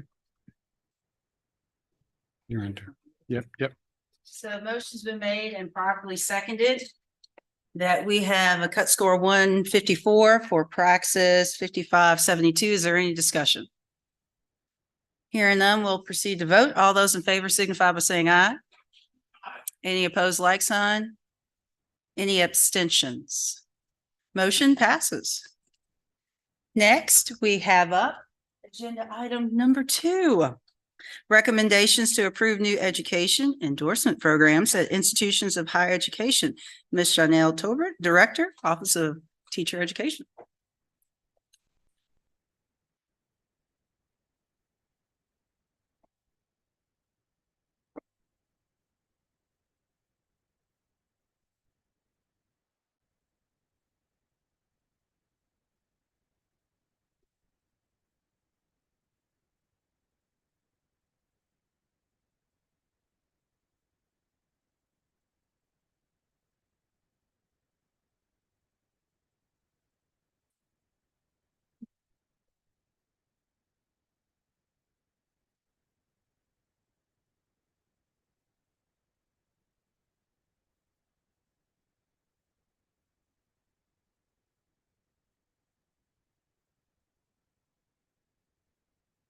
Good afternoon, or good morning. I'm not even sure. Good morning.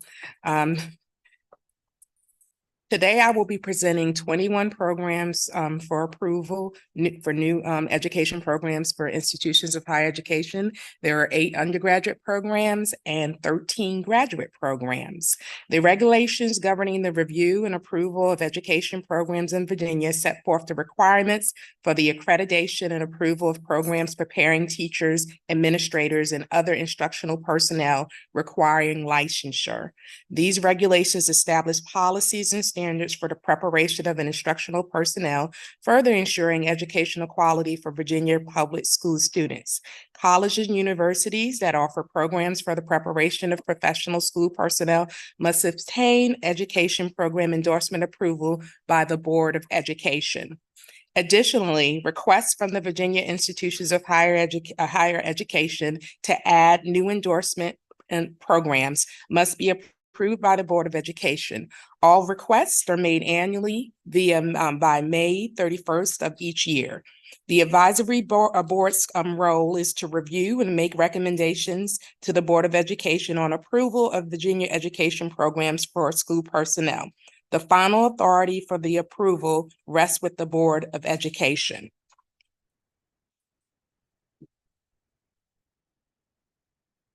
The list of programs I will present to you for approval are as follows. Averett University, elementary education, pre-K through 6, undergraduate. Chemistry, secondary, undergraduate. Bridgewater College, elementary education, pre-K through 6, undergraduate. Norfolk State University, middle education grades 6 to 8, science and math only, graduate. Radford University, early childhood for 3-year-old add-on undergraduate. Special education general curriculum. Special education general curriculum undergraduate. Special education general curriculum K-6 add-on undergraduate. Randolph College, early elementary grades K through 6 graduate. English graduate. History and social sciences graduate. Regent University, special education general curriculum 6 to 12 add-on graduate. Special education general 6 to 8 add-on graduate. Special education general curriculum K through 6 add-on graduate. Science biology undergraduate. University of Lynchburg, gifted education add-on graduate. University of Richmond, mathematics graduate. Science biology graduate. Science physics graduate. Science chemistry graduate. Virginia Tech, CTE, technology education graduate. And last but not least, special education general curriculum, elementary education K through 6 add-on undergraduate. The institutions of higher education provide information via our online system for the programs to be reviewed by the department specialists in different content areas. Through that verification process, the courses syllabi are reviewed and determine alignment with each of the competencies required, including supervised classroom instruction. A review of the requested of endorsement program applications submitted by the institution, evidence written documentation of schools divisions demand data, as well as institutional and school division support of the request. At this time, the Advisory Board of Education is to make a recommendation on whether or not to accept the new endorsement program requests.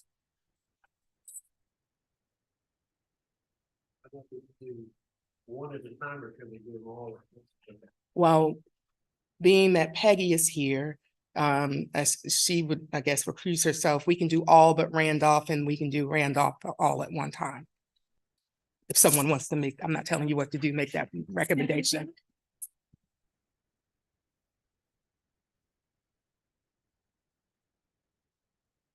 I would make the motion recommending the approval of the new education endorsement programs at these institutions of higher learning and exempting Randolph-Macon's program for separate vote. Need a second. Motion's been made and properly seconded. Okay, don't go in there. That we approve all the programs with the exception of Randolph College at this time. Is there any discussion? Hearing none, we'll proceed to vote. All those in favor signify by saying aye. Any opposed, like sign? Any abstentions? Motion passes. Now we can take a recommendation for Randolph College.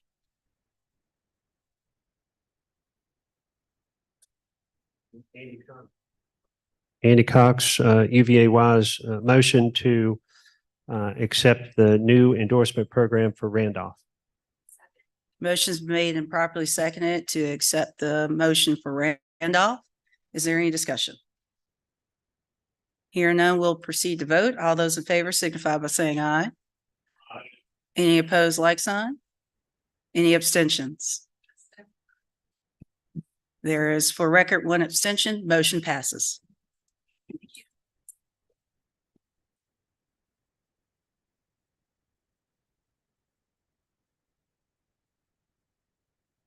Next, we have up liaison reports. Please note, we did not receive a report in the absence of Dr. Dan Lewis for the Virginia Community College System, or VCCS, or the State Council of Higher Education for Virginia Chev, or Dr. Monica Osei. So we will have Mr. Gilstrap come up and provide us a report from the Virginia Department of Education.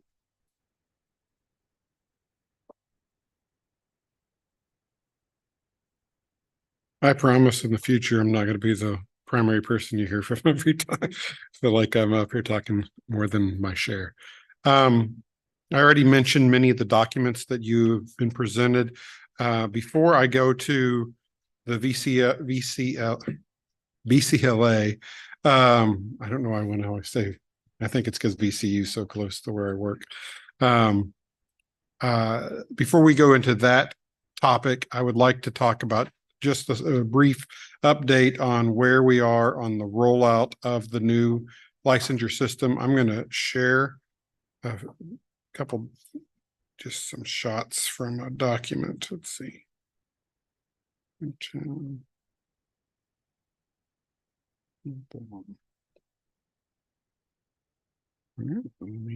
Hold up again.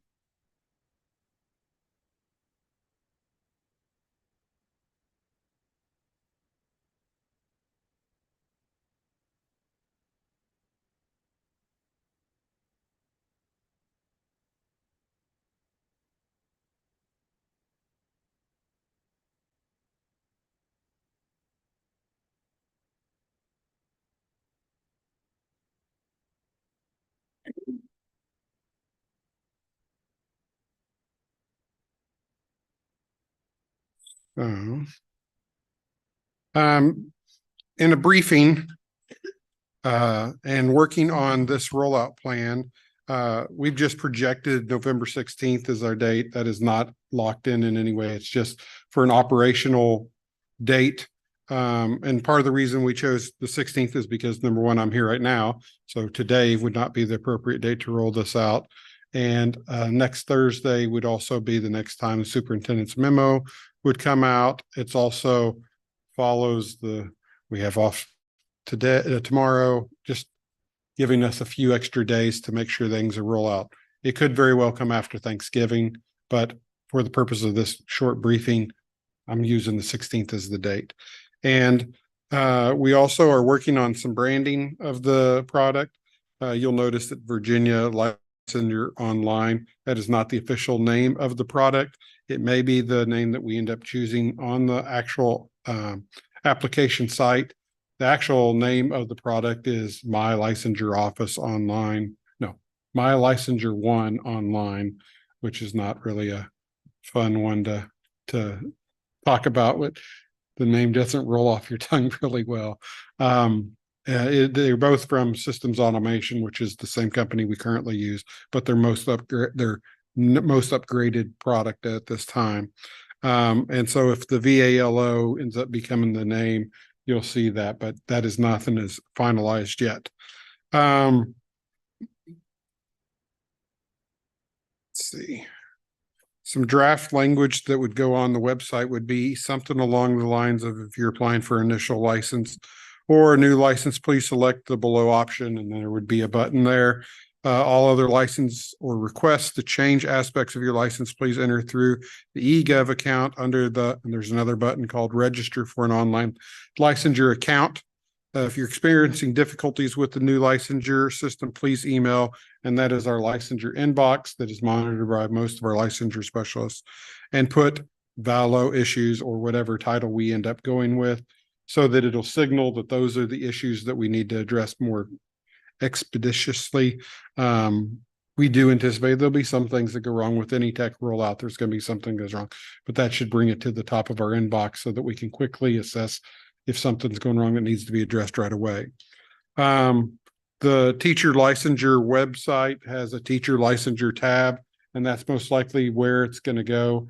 There'll probably be some highlighted areas on the video website signaling that something's come out new, but the same place that people go currently to apply for a license, we would try to keep that as consistent as possible. On the day of the release, something along the lines of what I have here would be the messaging that goes out. I'm going to read it to you just so that you don't have to try to read from a distance.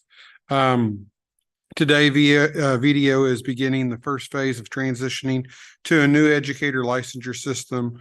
VALO, Virginia Licensure Online, was released today.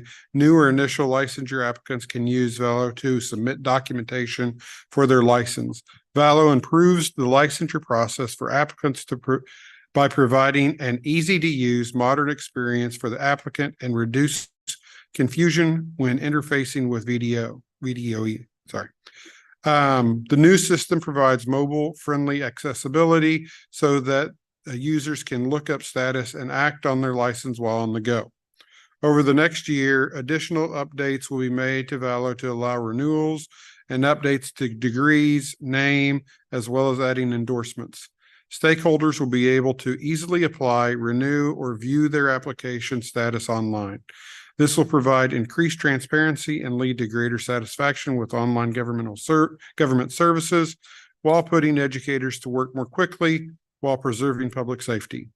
Online service users will also be able to print their license and request duplicate copies of current license.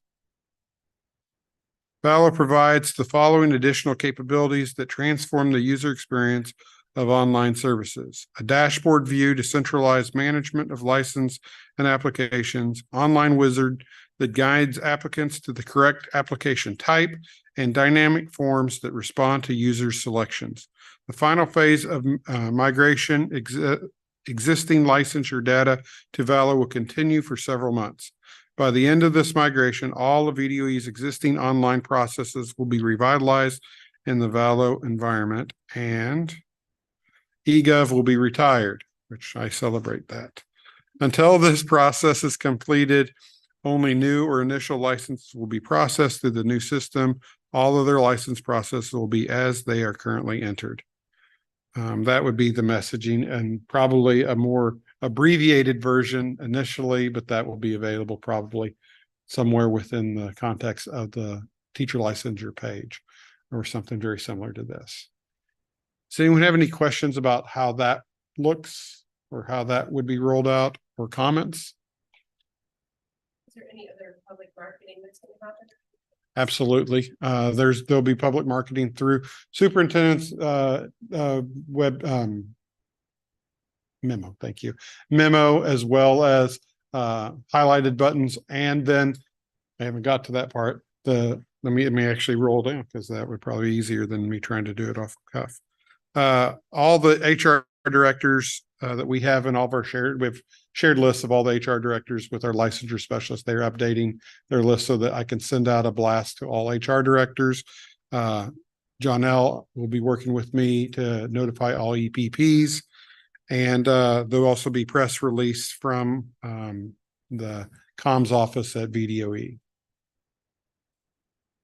The bottom part, you probably don't need to know as much. That's the internal steps that we will take on the day before and stuff like that. That doesn't necessarily need to go out. It's more of who's going to handle what and who's going to handle this. And not everyone needs to know that. Any other questions? It's extremely exciting time for us, but it's also extremely stressful time for us because we want it to be perfect. And we know that it probably won't be perfect, but we do want it to be helpful and positive. I wish it would have rolled out during the summer. That would have been even better, but we were in no way ready for something like this in the summer. All right, that's all I'll present on that topic. And then I want to switch to VCLA. Okay. Thanks. Let me stop sharing. And I'm actually not going to share all the documents because these are massive documents in some cases. So when we adjourn and go to our committees and you all have your time to talk and work together, my goal or my request is that you spend quite a lot of that time looking at some of this documentation that I've shared with you, discussing what you would like us to do about the VCLA, and be prepared to communicate that to your board president so that maybe on our next ABTEL meeting, we can have an action item that can go forward. Within the documents that I shared you, some of the highlights, obviously, I've already mentioned that the largest document is the one of the last change to the VCLA back in 2013. And you can look at some of the rationale that they had there, some of the decisions that they made. But I thought it's good to also look at data points. And there are some data points within this document, but there's also more relevant recent data points and some of the other things that I've shared with you. The document that looks like this on the front has probably got the most meat of data. I went ahead and highlighted different sections, mainly the pass percentage, but I thought it was interesting to look at if you look at over the course from 2017 to 2023, what the pass rate is for everybody taking the test. Everybody taking the test, it's 86%. And that means 14% not passing. And that would include retests and other items, maybe even a third test and a fourth test. And you'll even see that there is some data about multiple attempts and what the percentage of pass rate is when you take the test. You'd think that maybe you have a better shot on your second or your third attempt, but it doesn't actually pan out that way. It also has a breakdown below there on the subtests and how people do on the subtests. But when you start going through page after page at the bottom, I just hand wrote a brief description. The first page is about ethnicity, and it is for the program year to date, and then it breaks it down per year. And I do think it is worth your time to look at the ethnicity differences on the assessment and how different ethnic groups perform on the test. That's several pages of that documentation from 2017 to current. And then the next one is gender. If they break down the tests by gender, I know that we are often talking about needing more male teachers in our buildings.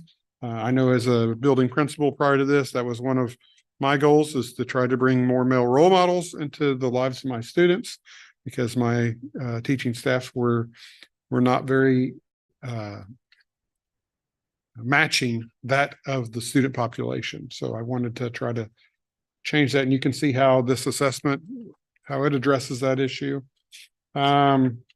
Then the next section would be English language learners and how well they do on the tests.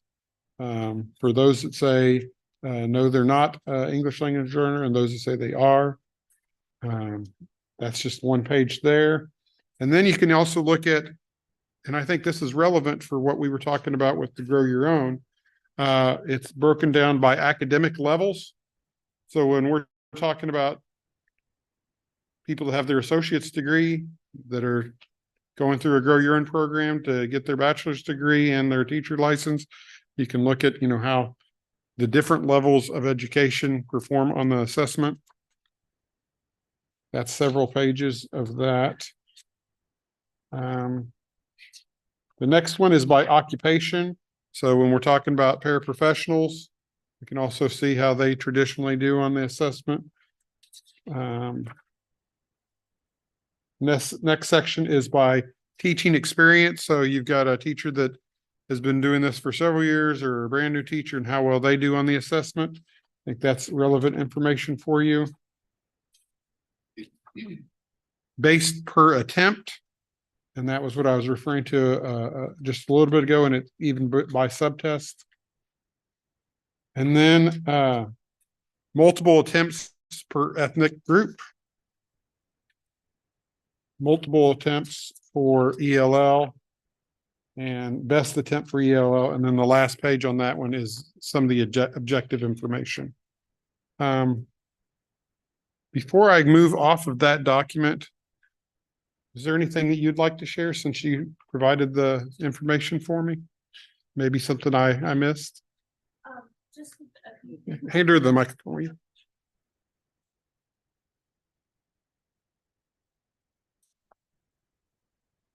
Thank you. Good morning. Kelly Crawford with Evaluation Systems of Pearson. Just a few things. First of all of this is self-reported, so please keep that in mind. These are candidates. As candidates register, they answer these questions, and then that data can be disaggregated, by all of those factors. So just keep that in mind, first of all. Also, just want to mention that I pulled this data directly from Results Analyzer, which is a platform that the EPPs as well as the state agency have access to and can run these data. Of course, this is at the state level, but these can also be run, for each EPP. And as you go into sessions this afternoon, I just want to say too, I'll be around. So if you all have any questions as you're digging into that data, happy to leave, my cell phone number, email. So if I can run down and pull anything else for you or answer any questions about the data that you're seeing, don't hesitate. Okay. Thank you. One thing I failed to mention earlier, which you reminded me, I did leave one tab off of the report that I received from them. And that tab was broken down by EPP. So how well students are doing at each individual EPP. I didn't necessarily feel like that was relevant for whether or not we should do do VCLA or not, or how we adjust it, but it is available upon request if that's something that you would like to look at. It is quite a long document because there's a lot of EPPs and broken down for every year. It did become a very cumbersome document when I added that in. But that is available upon request if you would like me to share that information with you. Any questions about that documentation before I talk about the last piece of information? Okay, the last thing, and I think I might have even shared this with you all, or at least mentioned it, but I don't know that I gave you a copy. This is the breakdown. So in our last meeting in October, we were just shortly coming out of the JLARC report, and I had some recommendations in the JLARC report that were for VCLA, that were for VDOE and addressing things which of course would need to go through this advisory board before it goes on to the state board. But even before that, on my travels around the state, I kept on running into EPPs that were frustrated with the VCLA being a barrier for people to become a teacher in Virginia. And they either wanted the same freedoms that a school superintendent would have in being able to waive the VCLA so that a teacher could go onto a provisional license, or maybe to reassess whether or not the cut scores are appropriate, or to decide whether or not it's even an appropriate assessment at all. So that's the basis of all this data and this discussion point that I bring to you. And so in this smaller packet, I do have the language from the executive order from the governor that gives us the, I guess, mandate to look at some of these things and find out, are there things that we have as barriers for people to become teachers in Virginia, and how do we address that? So that would be where the mandate comes from. Some information about the teacher pipeline, some information about how many vacancies we've had over the last year, some data there. The difference between newly licensed teachers and teachers coming out of education programs, where we are seeing a gap, and how many provisional licenses that requires us to fill that gap. That would be page 6, which is actually the third sheet of paper, since I did 2 on 1. Some information on reducing the barriers, and then getting more on the VCLA specific, some data specifically on VCLA and where it came from and what we would have to do to make those changes. I don't want to guide you too much in this direction, because I think that there's some very, very good ideas within this room. But I did want to present the information to you so that you have it in your discussions forthcoming. What time is it? 11 o'clock. Okay, so then we will probably need to do the adjournment, and then they can break up into the subcommittees, and then as soon as food's ready, we'll go to that. Okay. Well, without any other questions for me, that would be my portion of presentation, and I will yield the rest of my time to you. Do you want to do it now, or do you want to do it? You want to do it now? We can do it then. Okay, I'll let you take that. So we're moving into the announcements and discussion section of our agenda. And one of the items that was brought at the very beginning of the meeting was thinking about our additional meeting for the year, either February of 2024 or May of 2024. So I will entertain a straw poll. Which would you rather have? Can we see the list of the meetings we already have scheduled? Yes, they're on the back of the agenda. Oh. Page 3. It's okay. I'll go ahead and say them. Our next meeting is scheduled for Monday, January the 8th, 2024, Monday, March 4th, and then Monday, April 1st. So again, our next meetings are Monday, January 8th, Monday, March 4th, and Monday, April 1st.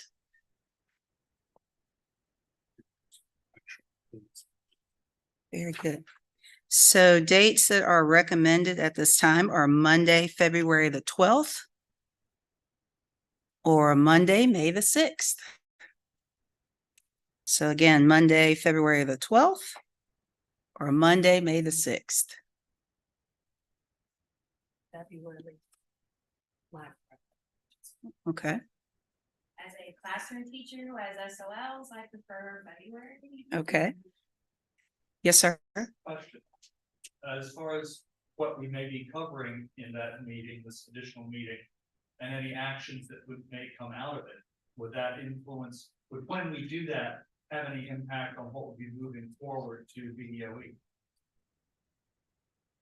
It's hard to predict that because one of them is February meeting, one of them will be a May meeting. So different things would be more timely in February than in May. I just said it would be hard to predict that based on the difference between February and May. I would say that part of the reason we're doing this is because of the invalidation of the October meeting, because we're required to have 5 meetings. So that would be part of the reason for the justification for the meeting. But what we cover in that meeting, you all would have a lot of influence on building that up. So if it was February, obviously you have less time to look at some topics that you'd want to discuss. Then the other opposite side of that, if you push it to May, they may not have as much impact until the next year. So like if you made a decision in February and it went to the board in March, it could be actionable almost immediately depending on what the topic was. Whereas if you do it in May, it goes to the board the end of May or June, it's going to be a summertime actionable event, which would mean it would go into the next calendar year. Mr. Witten had a question.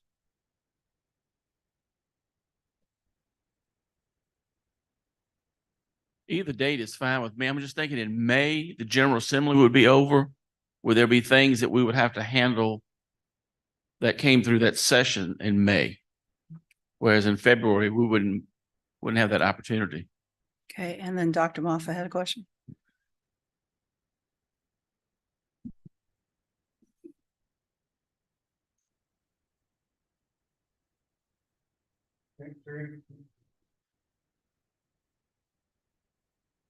There we go. To answer your question, I see positives on both sides. In February, we are in General Assembly, which makes it a little bit tougher for me. But in May, we would have all the information coming out of the General Assembly. So maybe that, because I have a feeling there's going to be some stuff come out of the General Assembly that we're going to want to talk about and decide how that would look and how implementation would look. So I see the benefit on both sides, but I don't have a preference personally. And I just wanted to share that a point of information that the State Board of Education is meeting in June, June 26th and 27th. So just so we know.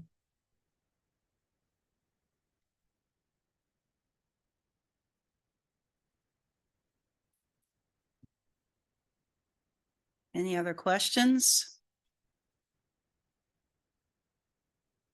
In the case of inclement weather, would we have a remote meeting? I gotta wait till it catches up. I turn it off. Every time I turn it off, you have to wait. So we are not approved to have a full remote meeting with this board. That is something that we'd have to seek approval from the state board. When it was mentioned earlier about the FOIA and the virtual meetings for like special circumstances, that would only be like an individual. And even that would require some sort of approval because we are not currently approved to meet virtually.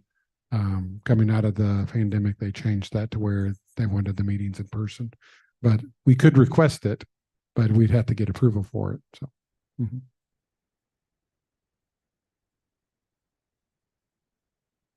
One more quick question regarding weather, inclement weather.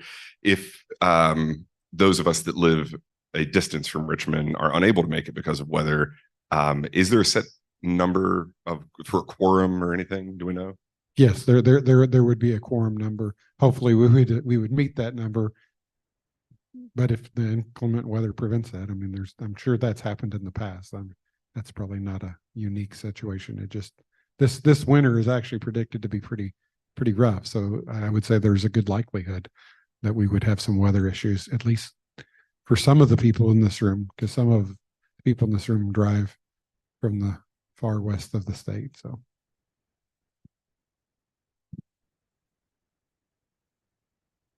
Any other discussion?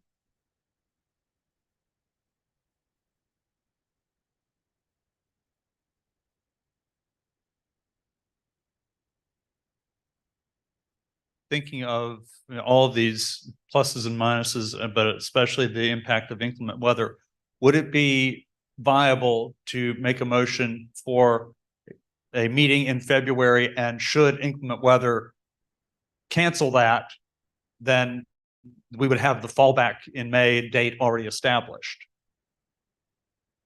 Yeah, that would be feasible because it would be a substitution. Technically, you could substitute for a different one if a different one got inclement weather as well. Because we have to have a minimum of 5, but we can have additional meetings. Mhm.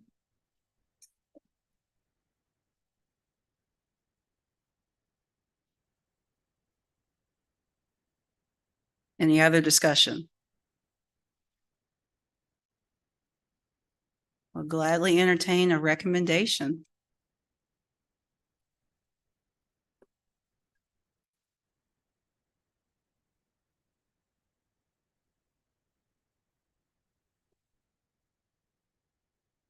I would recommend we go with February date and establish May on the calendar as a potential date if we needed to make a change. We already have it on the calendar.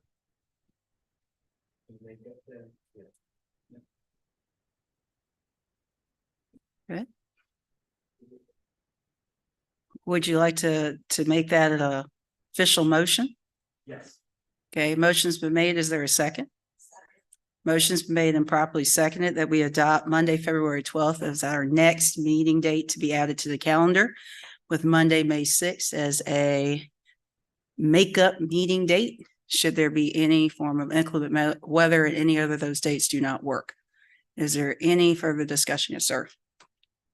The way you phrased it was, it would be the next meeting. That we add to it, that we add Just to. want to clarify. Yes. You have a January. Yes, that we add to our meeting dates. Yes. Mhm. February 12th. February 12th. Any other discussion? Okay, hearing none, we'll proceed to vote. All those in favor signify by saying aye. Aye. Any opposed, like sign? Any abstentions? Fantastic. So Monday, February 12th has been added to our meeting dates, with Monday, May 6th added as a makeup date should any of the previous dates not be able to work.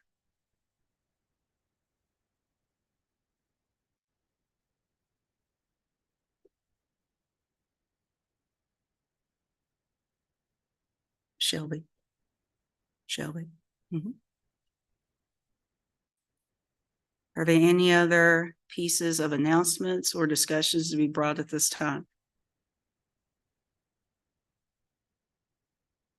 Okay, hearing none, we're about to adjourn.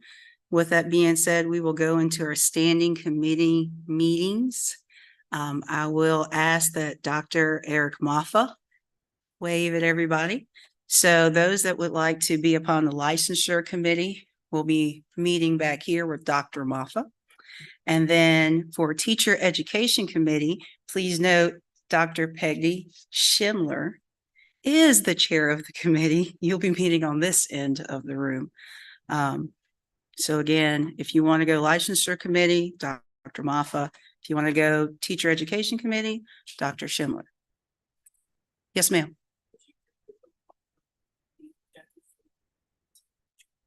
Sure, hold on.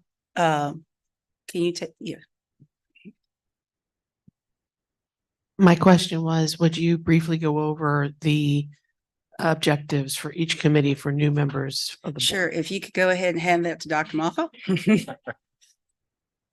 Yes, so the licensure committee deals with any issues related to the licensure pathway in Virginia, including requirements, state, the testing requirements, the credentialing, even alternative pathways and everything else. So all licensure related items would fall under the purview of this committee. And Dr. Peggy.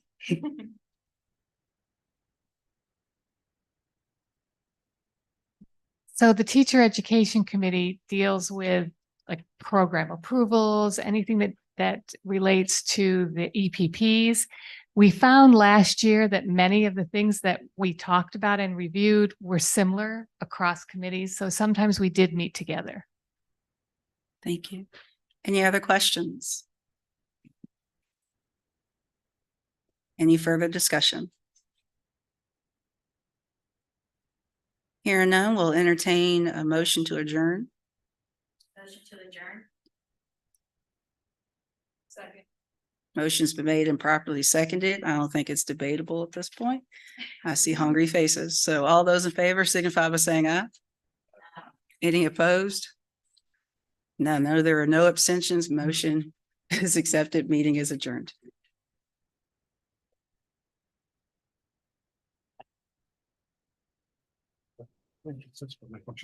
Yes, you can. Okay.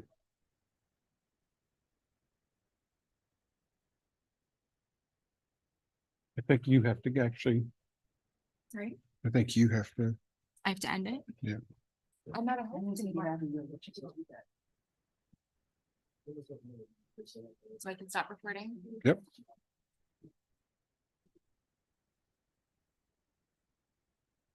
Now I can see the rest of them. So ladies and gentlemen, again, we'll go ahead with our meeting of the subcommittees. Again, Dr. Maffa in the back